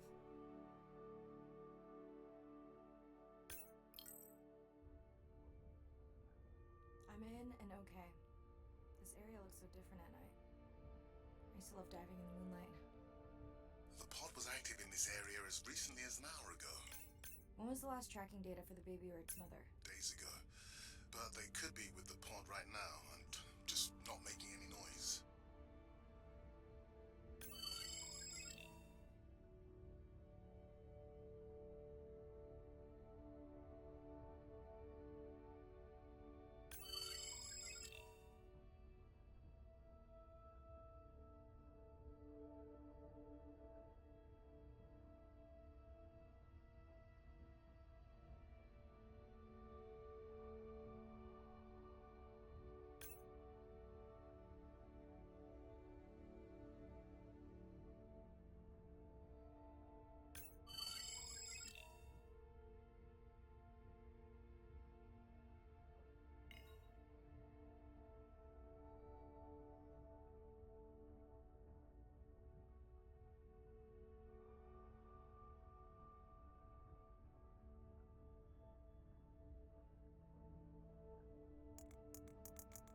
There you go, first waypoint. They'll load automatically from here on in. I have the Explorer drones patrolling to get as many eyes and ears looking for the pod as possible. Do I need the buoys? No, we'll use the hydrophones on the drones. They don't have the range or fidelity of the boys, but we need speed. Thanks. Mariah, you know that no chatter rule was just for the vent area, right? I'm sorry? I think he's pointing out that you seem distracted. Sorry. I'm back. Talk to me about something positive, Andre. Were you able to make contact with the teenagers you were telling me about? They've been helping the leatherback turtle population rebound here in the region. They've developed a nest cooling technology to help the baby turtles. They've also built their own tracking drones. Teens with tech. Sounds like you've inspired some citizen scientists, Andre.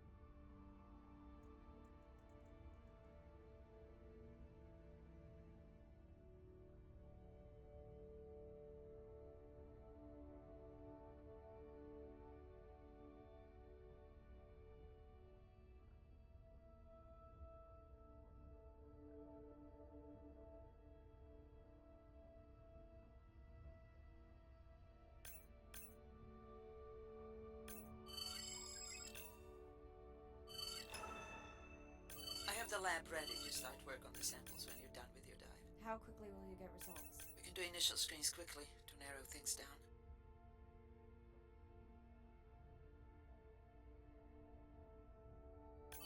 Have you decided whether or not you want another dive back at the brine pool? With everything going on, I really hadn't had the chance to look at the schedule, but I would always say yes to that. Right.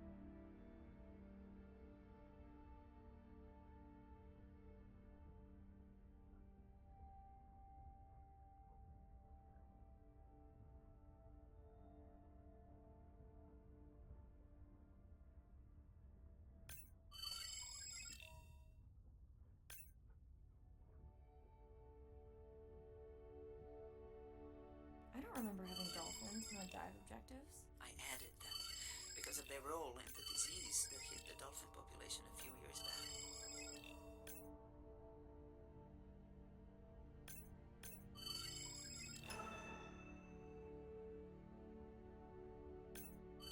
Done. Andre, have you picked up any tags from our pod? No, not yet. I'm going to widen the radius for the Explorer drones.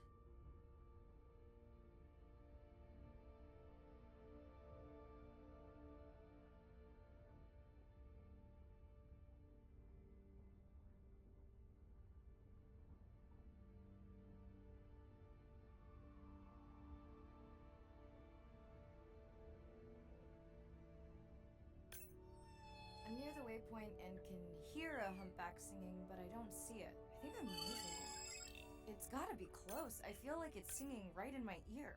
Try a scan visor. That's totally weird. I see a scan dot, but nothing's there. I think the humpback is invisible. Sorry, I'm afraid I'm the invisible whale. I'm definitely losing it. I thought you just said you're an invisible whale. Well, not me. The humpback song I generated. You're at a playback station. It's pretty small on the buoy line, but in the dark you probably can't see the line. Well, it must be pretty authentic. At least enough to convince your drone. Mirai, have you heard back from Ren yet? No. Is Ren okay? Rai, are you there? I'm not sure. Pardon? I meant about Ren. I don't know. We had a fight right before I left the sub. Do you want to call her now? I can patch you through. Seriously? Here? Well, I have to watch your video feed for safety, but I can mute your audio track for privacy. Wow, I've never talked to her while I was diving. No, I'll wait for the sub.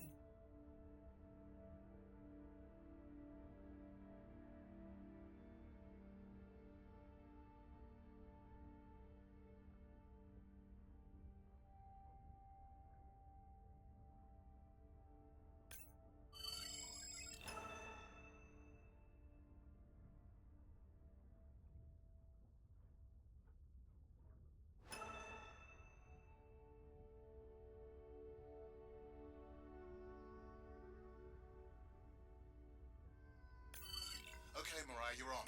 The drone on the outer patrol just picked up several sperm whales on visual. Thanks. No sound alerts at all. They're being awfully quiet.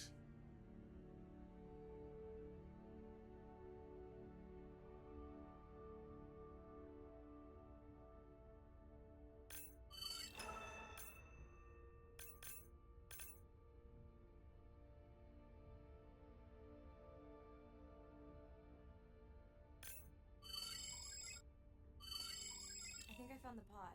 Yes, that is them. I don't see the baby, but it's a little dark. Why aren't they moving? They're sleeping. I had no idea. They look alien, but beautiful. If you don't mind, I'm just gonna mute my comm while I get the samples. I don't think they can hear us through your visor. I think she is the one that is needing some quiet. Thanks, Serena. Catch you at the sub. Mariah out.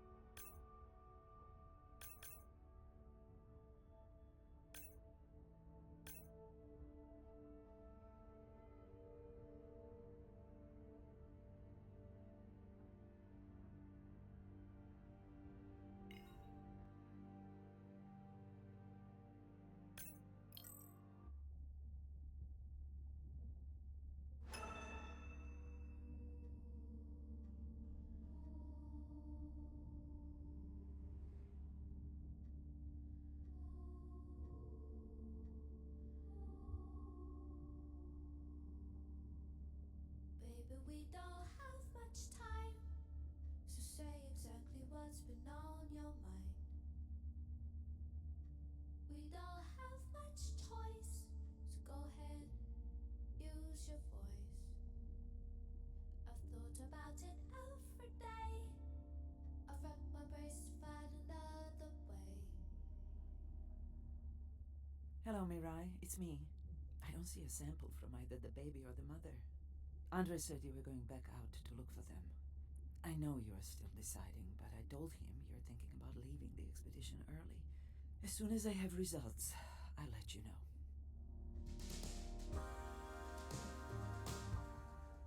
Mirai, I think I have a location for the mother and baby. They were spotted just outside the research zone by those teenagers I was telling you about. Now, I don't have much data, but the report doesn't sound positive. I'll let Irina know as well. Hello? Were you asleep? It's the middle of the day. Why does that matter? Did the doctor say anything other than Nana missed the window? Not really. Did you ask him the questions I said? Didn't seem to be any point. Listen, I'm exhausted. I'll catch you later, okay? Bren, please don't hang up. Bren? Okay.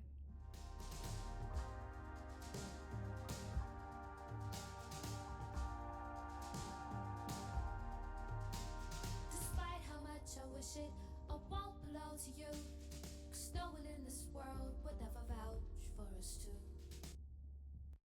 Same night, last dive. We're near the coastal area where Andrea and her mother were last spotted. Suit checked and rechecked. Can't risk any exposure in case the bloom hasn't completely resolved. Hard to swim after absorbing neurotoxin. Seriously. Diving now.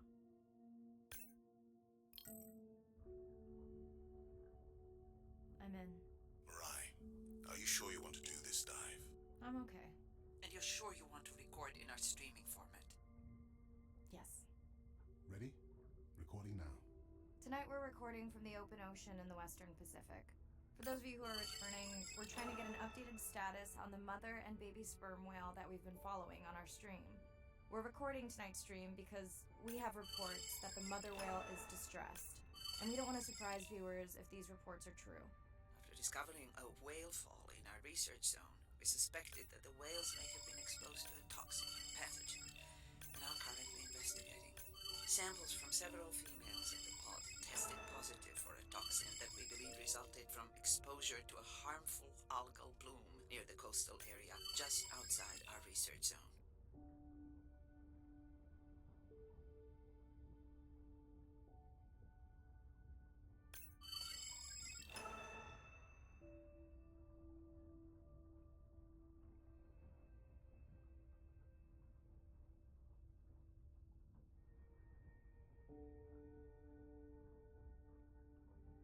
As I approach the whales, I'm going to turn off my mic, but keep on my video feed. No.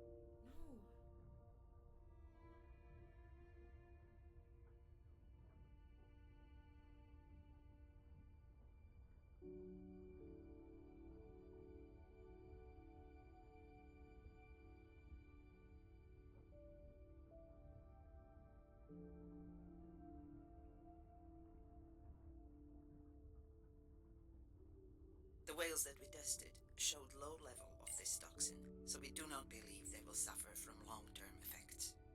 However, we expect that the mother whale was exposed to a higher level and was also more vulnerable because of her pregnancy.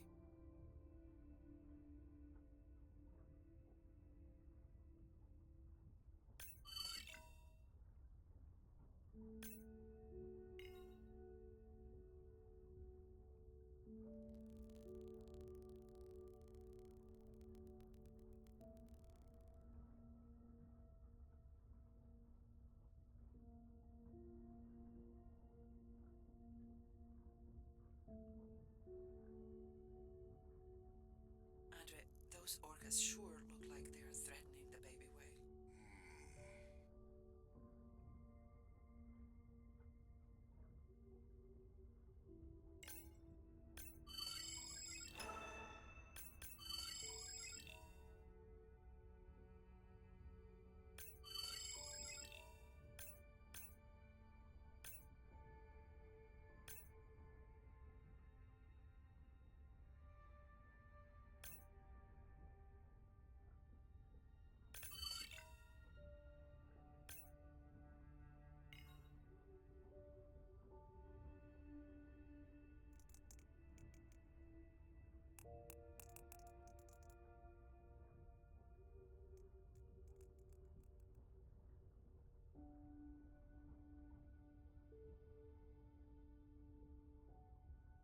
Stay close to your aunties.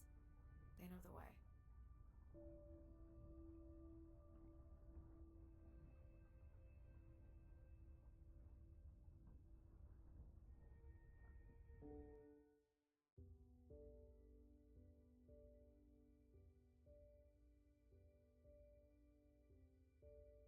As far as we know, those were the only 2 whales affected by the bloom. With all of Andre's technology genius, he still hasn't invented a way to be in 2 places at the same time. Before my flight home landed, Irina and Andre had already confirmed the location of the harmful bloom. I stayed close to home with Nana until she passed the next year. Ren moved in with me to save money while she finished school, which was great. Mostly. It was Ren's idea to keep the live stream going remotely using one of Andre's drones. But it was my fabulous idea to have Ren join the stream to choose the questions from the audience. She is definitely a hit. I can't lie. It's great to be diving again.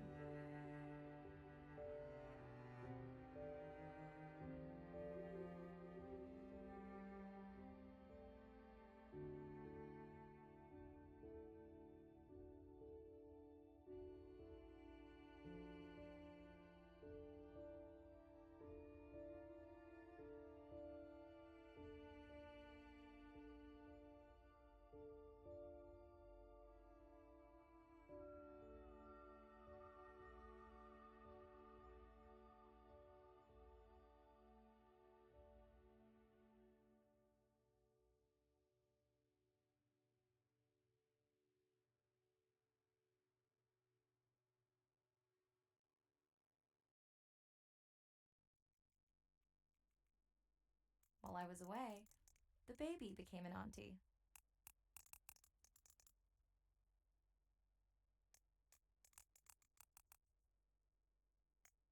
I think she likes it. She still buzzes me when I play my coda sounds, so that is still a mystery. But I swear, we understand each other completely.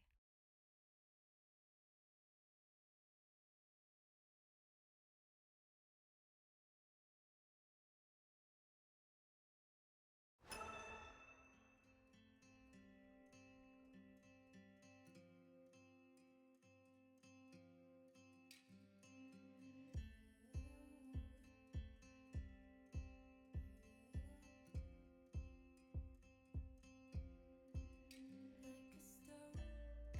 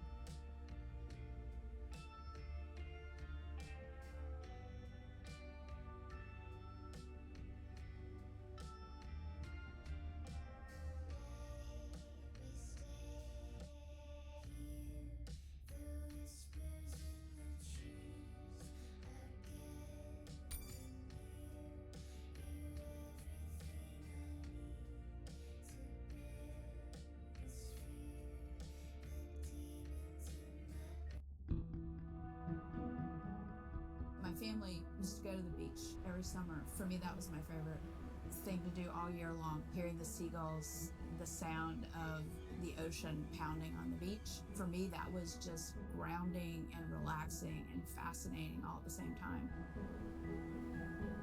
The physicality of the ocean is one of the things that, as a kid, attracted me the most. That thrill of just having that ocean energy push me along. You could just ride all day. There was no lift tickets, there was no fees to get into the ocean. When I describe to people what it's like to dive on a coral reef, they're like, oh, I never thought about that. They've never had a shark swim right beside them. Look them in the eye and give them a little fright for a second before they realize that the shark just wonders what I'm doing, just like I wonder what the shark is doing. I started free diving. So when I think of diving, I really think of free diving. Like, this is what whales do, right? Take a big breath of air and they hold that oxygen inside their body. This ability to free dive down to where the scuba divers were, swim around and come back up, was just so free, nothing on, no equipment. I just love that. It made me feel like a fish. When I did my first submersible dive, I realized it wasn't just that I was meant to be out on ships. I was supposed to be in the bottom. I don't think anyone has ever measured endorphins in submarines, but I can tell you they're probably through the roof. The first time I was in a submarine, I saw that life down there and 50 new questions popped into my brain that wouldn't have come up because it was this immersive experience and I just felt it. When you're in a submarine and you're looking at these magical environment, you're overwhelmed by this sense of wonder. You're humbled by this feeling of there's so much I don't know about the world, and you're stimulated to figure out how this all works together. I'm a marine biologist. I'm someone who studies the ocean from as many angles as I can. When my kids ask me what I do for a living, I tell them that I'm an explorer. I'm an aquanaut. I dive down to the bottom of the ocean and I see things that people have never seen before. How lucky am I to be able to share this amazing habitat with the rest of the world?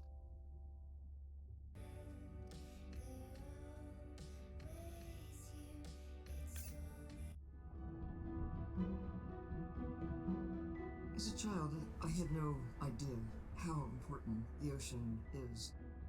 That the great majority of life on Earth is in the sea. That the greatest diversity of life is in the sea. My name is Sylvia Earle. I'm a scientist, an oceanographer, an ocean explorer. I've spent years at sea aboard ships and thousands of hours under the sea. I've seen things others have not. If others could see what I've witnessed, they would know how much the ocean has changed, and they would know why caring for the ocean matters to everyone, everywhere. The ocean is Earth's life support system, generating most of the oxygen in the atmosphere, capturing much of the carbon dioxide produced by human actions. The ocean is the planet's living blue heart. Every creature has a story. Every one, whether you're looking at a little crab, or a starfish, or a shark. If people stayed on the shore and never got underwater, how would we ever know that fish, that they have communities, they have faces? Their importance as fellow citizens, as cultures, as amazing creatures that we can learn from. There's a lot of water we now know elsewhere in the solar system and elsewhere in space. But to have a liquid ocean with frozen polar areas, it's taken 4.5 billion years to shape the world in a way that is favorable to humankind. It's taken us about 4.5 decades to significantly unravel systems. No ocean, no life. No ocean, no us.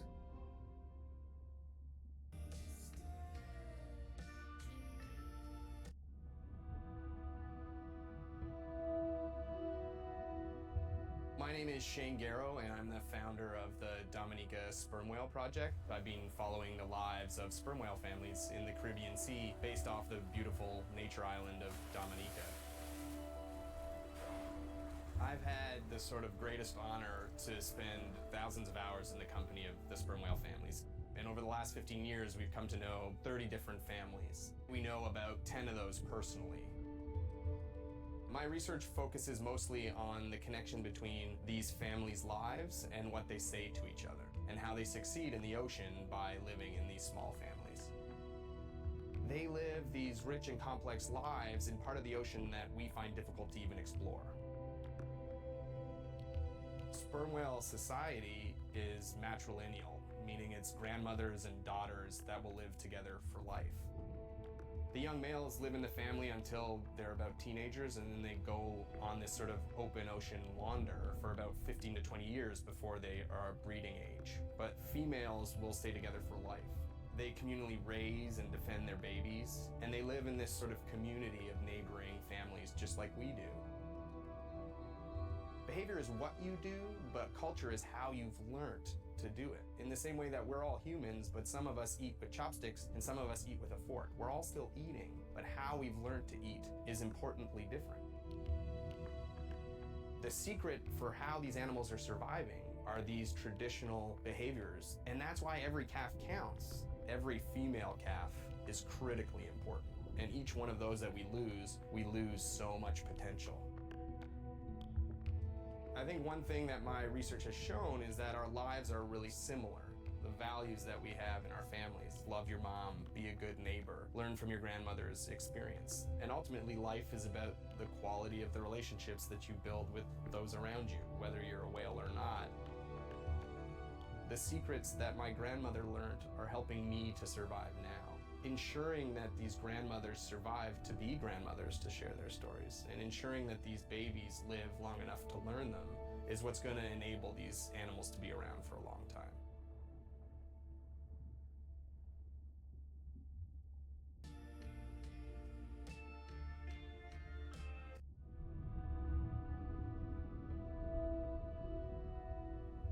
It's a big ocean. You gotta be able to see what's worth spending your time on. When I'm down there in a submarine and I'm seeing all these animals, it's always about which one of these is new, which one of these has not been seen before to science. Why do these animals come here as opposed to there, and where are they going? There are really tangible things that we can do now to start answering some of these questions, but as the technology develops, we can become more and more and more and more sophisticated. Technology is emerging on all fronts. We're using all this side-scan sonar and hydrophones to map things out. We can use these sound underwater surveillance systems to actually track whales and see them move all around the ocean. There's a new field called environmental DNA, where you just look at the sloughed off cells that are in the water to know who is there. Oh, the whale shark was just here. Can we follow it? And you sniff the trail of the whale shark's DNA. How am I going to understand a shark if I'm thinking like an old world primate? We're totally different. It took me several years to look at the eyes, to look at the hardware, to measure the light, and to build the camera so we could get all these hints into how that shark might be seeing the world. Because it's like a detective story.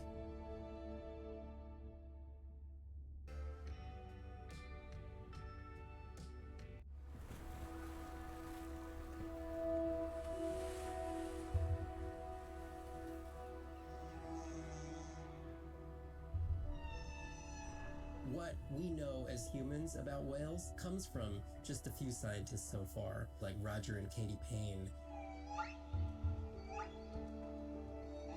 They had background in music, and by kind of mapping out the songs, noticing that if they would look at this almost like a song sheet, every 15 minutes or so there would be a repeat.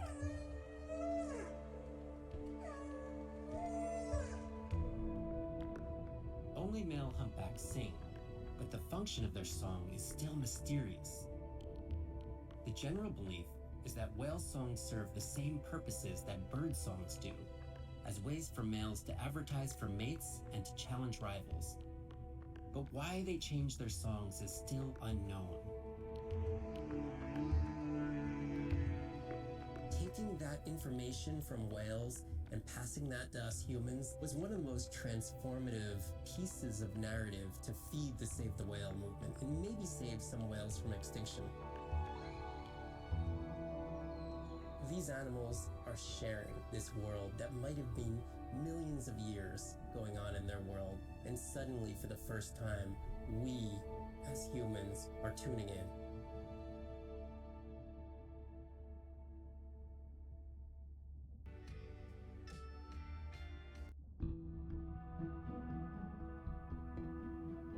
If people stayed on the shore, never got underwater, how would we ever know that fish like one another?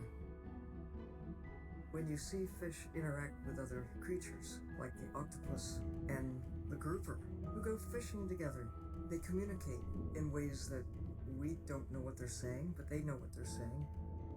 They've been on the earth for hundreds of millions of years. They've had a long time to figure out these close relationships.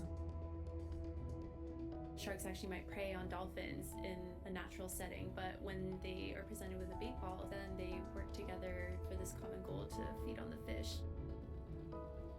We had very large bait balls spread over probably half the size of a football field. We had mobula, we had dolphins, the bait was shifting everywhere, animals were coming in, moving out, just moving so quickly. So we have some orcas around the bowl and also under. So everybody works together as a team, herding the fish. Males, female, everybody is doing this, and they will eventually share the stunned fish afterwards, which is pretty amazing to see. There is no competition, so everybody's working together and everybody is sharing the prey afterwards. It really takes a long time being in there, watching the same species of fish to figure out these really interesting things that they're doing. So I think that there's probably a lot of really interesting behaviours out there that we haven't even discovered yet.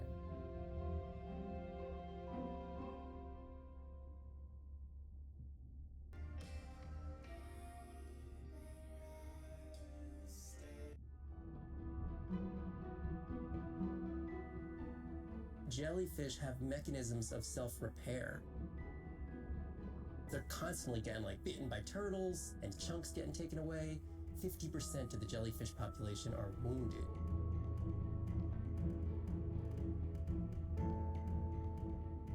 So they've gone through 500 million years living, persisting in the ocean in simplicity, and they've come up with some remarkable ways of living. There's something called the immortal jellyfish and how they age. Aging in reverse, which we're just beginning to understand, where they get old and then degenerate back into a youth again. In understanding the gene pathways and how this happens, this could look at, humans. We don't have this capacity to age in reverse. It's like Benjamin Button, and it's here. And it just takes the kind of focus and dedication to look at that jellyfish and to grow that jellyfish and to figure out how to use the best available scientific tools to get at this question. It's just about kind of looking super deeply and letting the secrets unfold.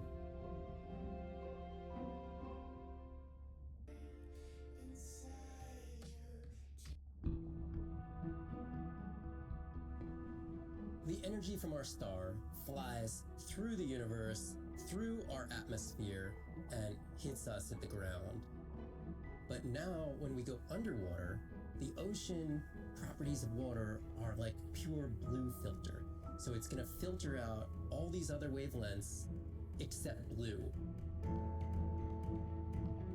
As you go down further, it's primarily blue, blue, blue till 700 meters. And at that level, there's still faint photons of sunlight in the blue range. And we call this the twilight zone.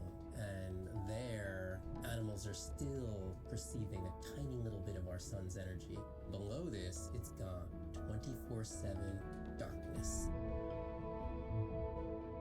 And it turns out that there's a ton of color vision down in the deep. So it's like they're making enough light down there to be able to be satisfying all the eyes of the deep sea creatures. So it's not this totally dark world down there. It's still light. It's just the animals are making the light rather than the sun. We've designed all this technology to kind of satisfy our visual hardware. As I started looking at other animals, they have totally different hardware. And I've been looking at everything through these silly little primate eyes. We have to overcome our humanness to jump behind the world of a shark or another creature and see the world from their perspective. We found a biofluorescent shark, and it only sees right at the blue-green interface. So it's really just tuned to a very similar spectrum to the environment it lives in. This fluorescence was creating greater contrast for the shark. It's like this endless well of information. We're at the very tip of the iceberg.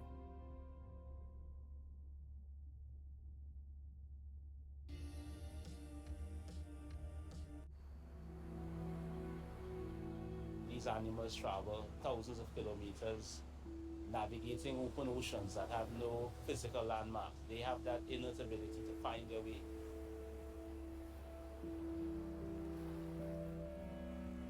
They're only sharing our beach for a short point in time, but they need protection because man has brought an ancient species to near extinction. I got involved at a time when hostilities were very real. People came with guns and machetes to poach a turtle. We would protect these animals at all costs. Because on the high tides, when the tide comes up, this area here will be flooded, right? So when the sea turtle lays her egg, the nest requires a constant temperature. And if we recognize that this nest is in a real bad spot, we choose a spot further inland on the beach that's stable, and then we would evaluate if the eggs were able to hatch because of us moving them. And in both cases, we're always right. So as the villagers began to benefit from the tourism that turtle conservation was creating, they saw that the turtle was worth more to them alive than dead. The children really love sea turtles. We educate them, but we involve them. And by so doing, we get them to a level of interest where they want to become actively involved. When we first started this conservation work, we would encounter at the height of the nesting season 30, 40 turtles. Now we encounter over 500. That's significant. Some people argue, well, that's nature. Leave them, why protect them? Remember, humans have to intervene sometimes to help nature keep existing.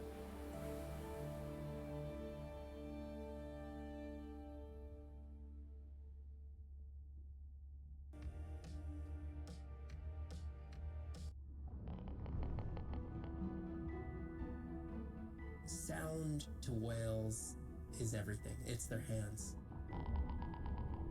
These are animals with the biggest brain on Earth and the most powerful sonic apparatus.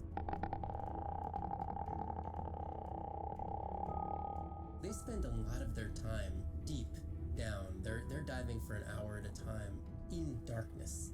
Just like a submarine is echolocating, they ping a signal out and then they wait for that signal to bounce off something and come back as the signal. And from that information, they could get an idea of what's there.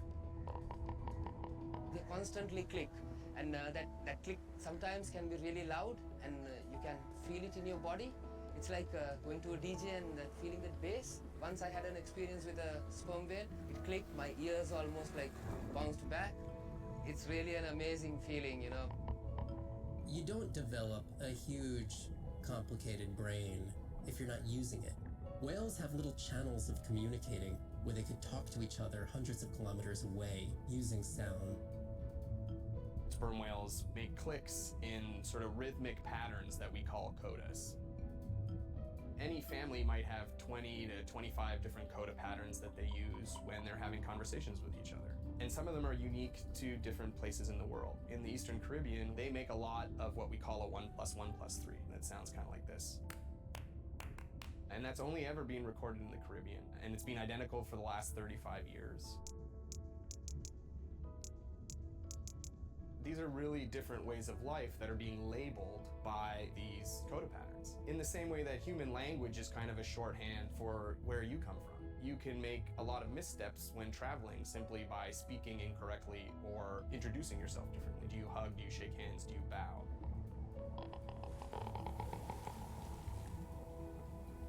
And a growing concern has to do with the noise that we're putting into the ocean. Everything we do impacts everything they're doing. The sound is causing high levels of stress in animals like this. No one wants to live at a rock concert. You can imagine trying to have your home inside an arena while some metal band is playing. And that's increasingly what the ocean feels like.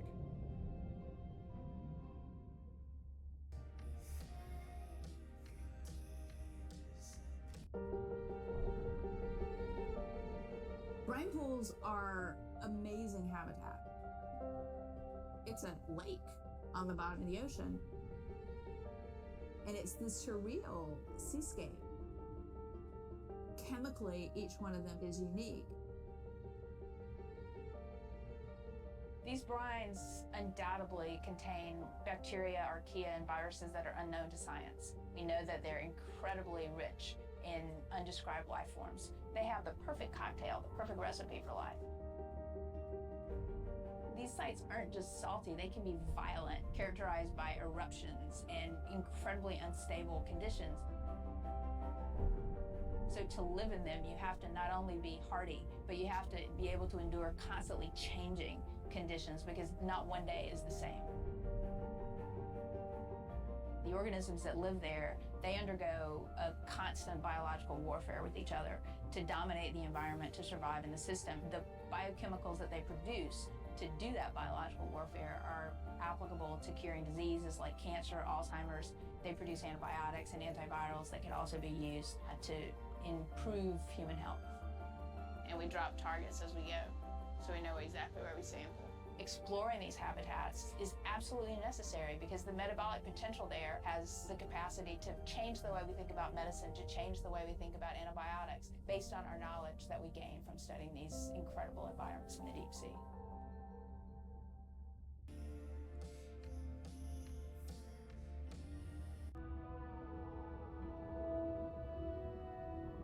Imagine if I was sent in to go study the Mona Lisa, and I come in with a pair of snippers, and I'm like, I'm gonna need to cut this baby up a little bit to see what kind of chemical composition is going on there. Like, you wouldn't do that, right? We don't have to kill these animals. We don't have to kill to understand. If we could do a single cell, that means we don't need to kill 20,000 animals to be able to really understand that one. We could do our work much more non-invasively. So we are working this year on a new project to deploy tags on orcas. We need to learn more about the diet and how they use the habitat. So by deploying those tags, we get the information we need. It is the least invasive method. It is suction cups. So it is not a scratch on the whale afterwards, which is something we really like. In the deep sea, we use these like robotic claws from the oil and gas industry that gets you the sample, but this is so archaic. So we've been designing something called squishy robot fingers, which are ways to be gentle when we study the deep sea. But I think we could even take this another level. There's some organism, we quickly encase it. It's like a medical checkup. We give it a swab to get its genome. We image it from all directions. We open it up, the animal goes away, and we have more information than we've ever had before. These animals are Mona Lisas. Our perception of them should change. We should be more delicate.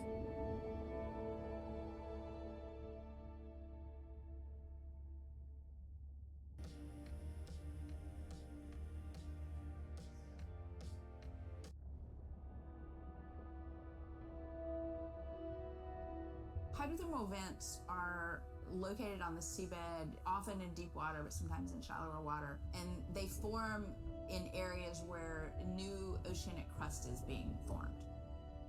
You can have 400-degree water here and 2-degree water over here. It's an accelerometer for chemistry, and you can form organic compounds in the absence of biology.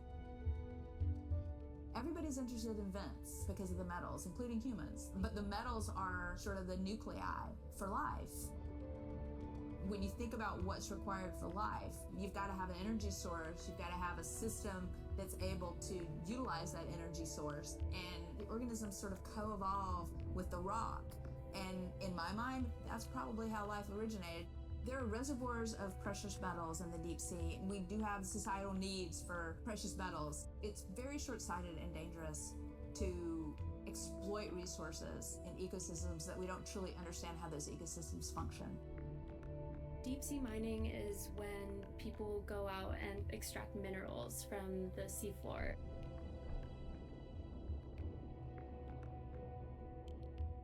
People do this because a lot of the minerals that we have on land are actually being depleted, like copper and zinc, so we're looking to the ocean to get those minerals. We want these minerals for solar panels primarily, and we want them for cell phone boards. It's necessary to advance society and get us off fossil fuels.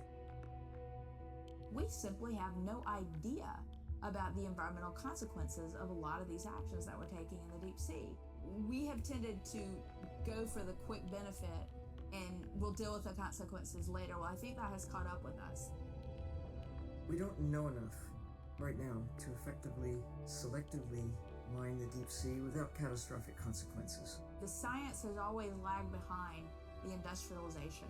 I would like for once to see the science ahead of the industrialization and have the science define the limits of the industrialization.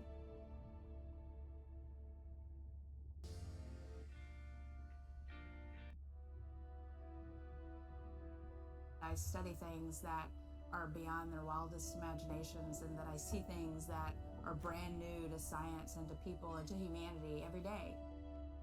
I'm at home in these kinds of environments. It's funny, I'm more comfortable here than I probably am on the outside. It wasn't just that I was meant to be out on ships. I was supposed to be in the bottom. I was supposed to be in the deep water. I was supposed to be doing those things that nobody had ever done before. It completes who I am. Being a deep sea scientist, it does require sacrifice. I mean, we're away from our families for weeks on end, sometimes months on end. It's a constant struggle because you miss parts of your kid's life. My oldest daughter was about to turn 3 when the oil spill happened in 2010. I was at sea a lot. So between 27 months and 36 months, I was gone probably more than I was there. When I came home after a 5-week stint in the Gulf, she came running up to me in the airport. She had transitioned from a toddler to a little girl, and the little girl was gone, and there was this other person there. And you don't ever get that back. It was a decision. I was just like, okay, I'm gonna miss transformations. I'm gonna miss really important things. Is it worth it? I had talked to her class about the ocean, and one of her friends said something to her, and she responded, you know, my mommy, she's the ocean doctor. The ocean is sick, and she's trying to make it better. She couldn't even say important. She's like, it's really important. But she understands that it's an important job. Every time before I leave, I say, my most important job on this planet is being your mother. But this is part of me too.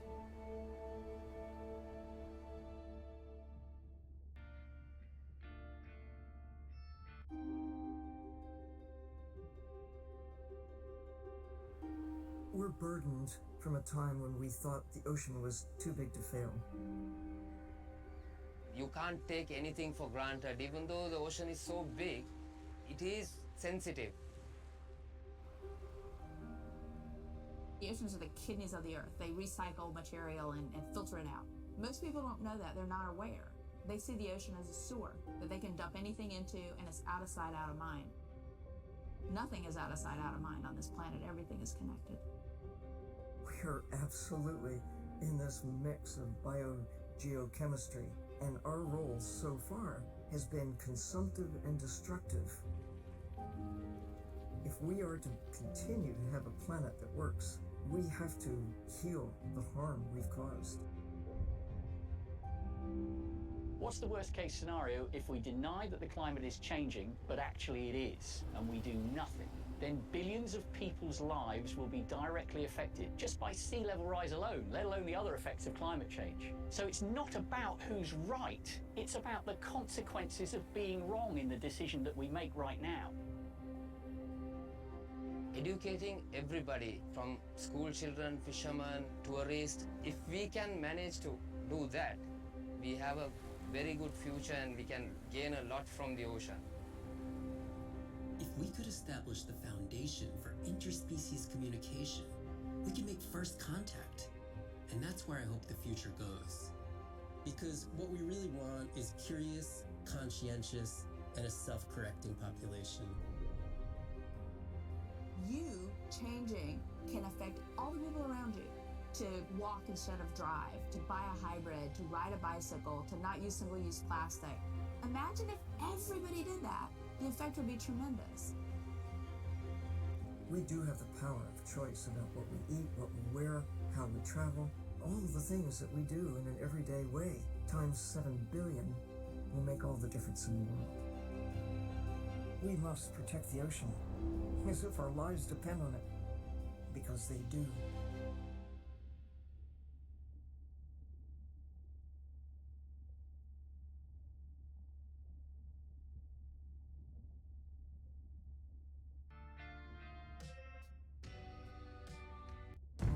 As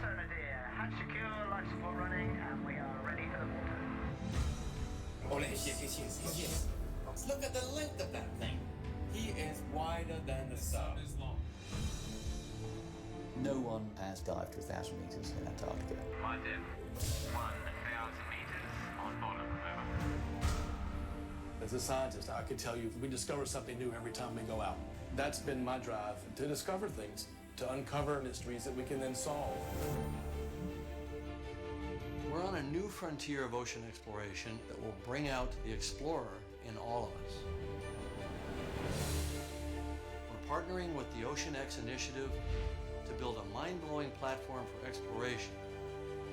A research vessel that's a one-of-a-kind ocean conservation and media platform to explore the world's oceans in ways that were never before possible, to create one big wave for the oceans. I think it's really exciting. There's still a massive part of this planet we know nothing about.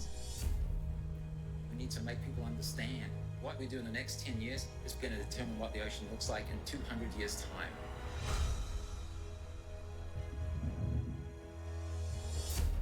Audiences glued to Blue Planet 2 have been starkly reminded of the problems of plastics pollution. 50 years ago, Jacques Cousteau and the Calypso managed to capture our imagination. Somehow we lost that moment. We have to get back that personal connection to the sea. The greatest era of exploration is still ahead of us. Exploring the ocean can help provide a piece to the big puzzle.